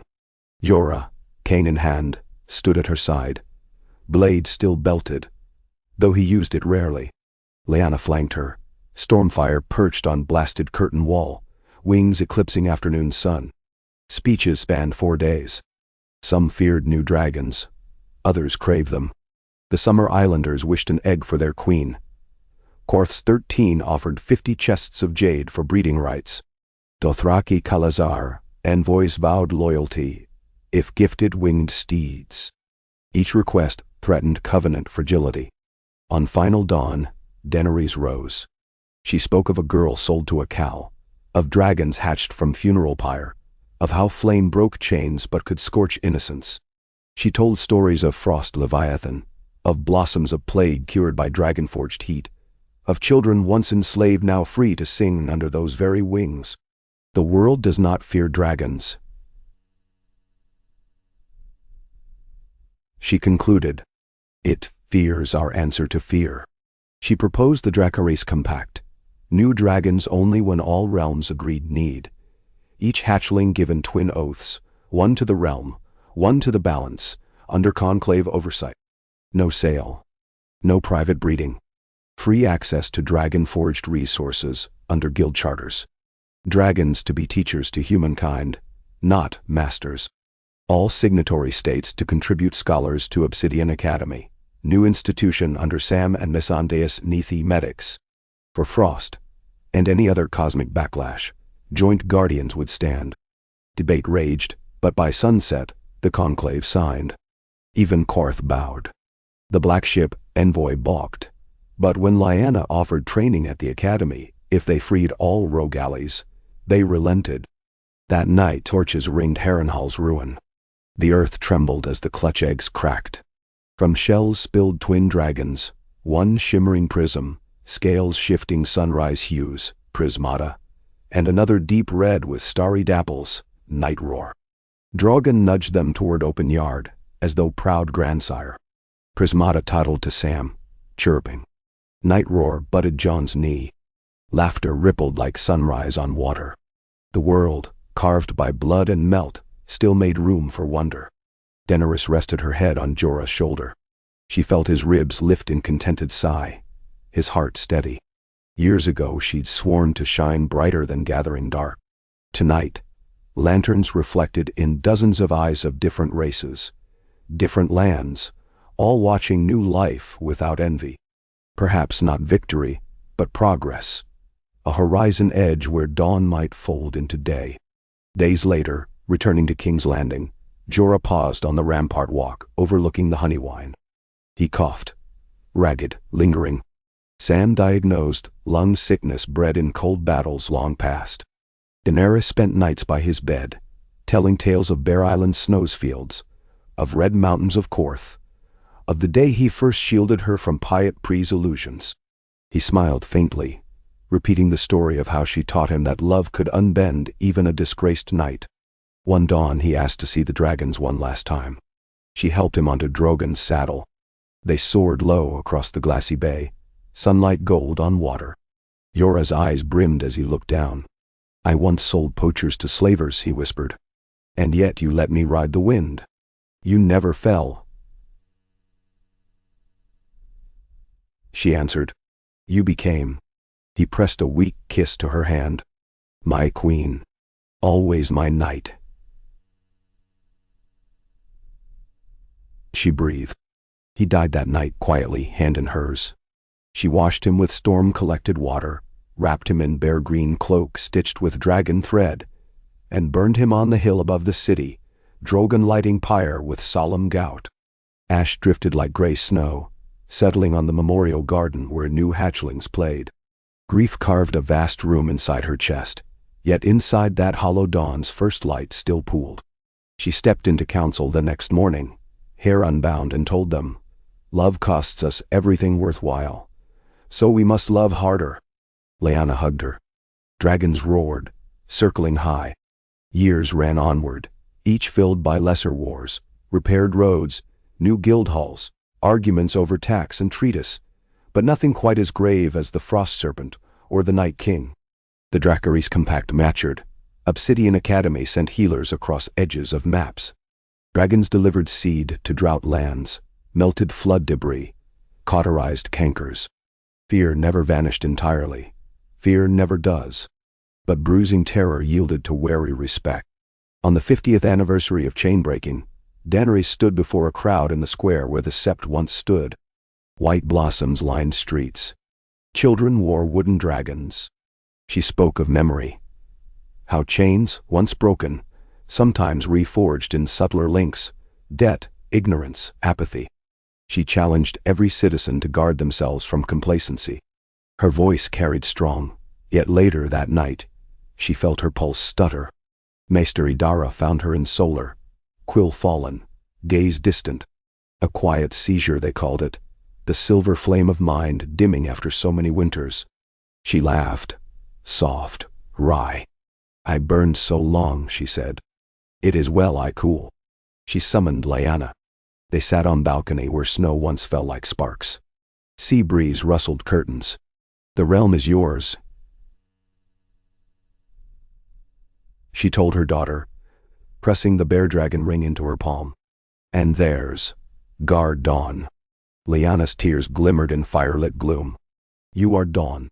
"I am Ember," Daenerys corrected.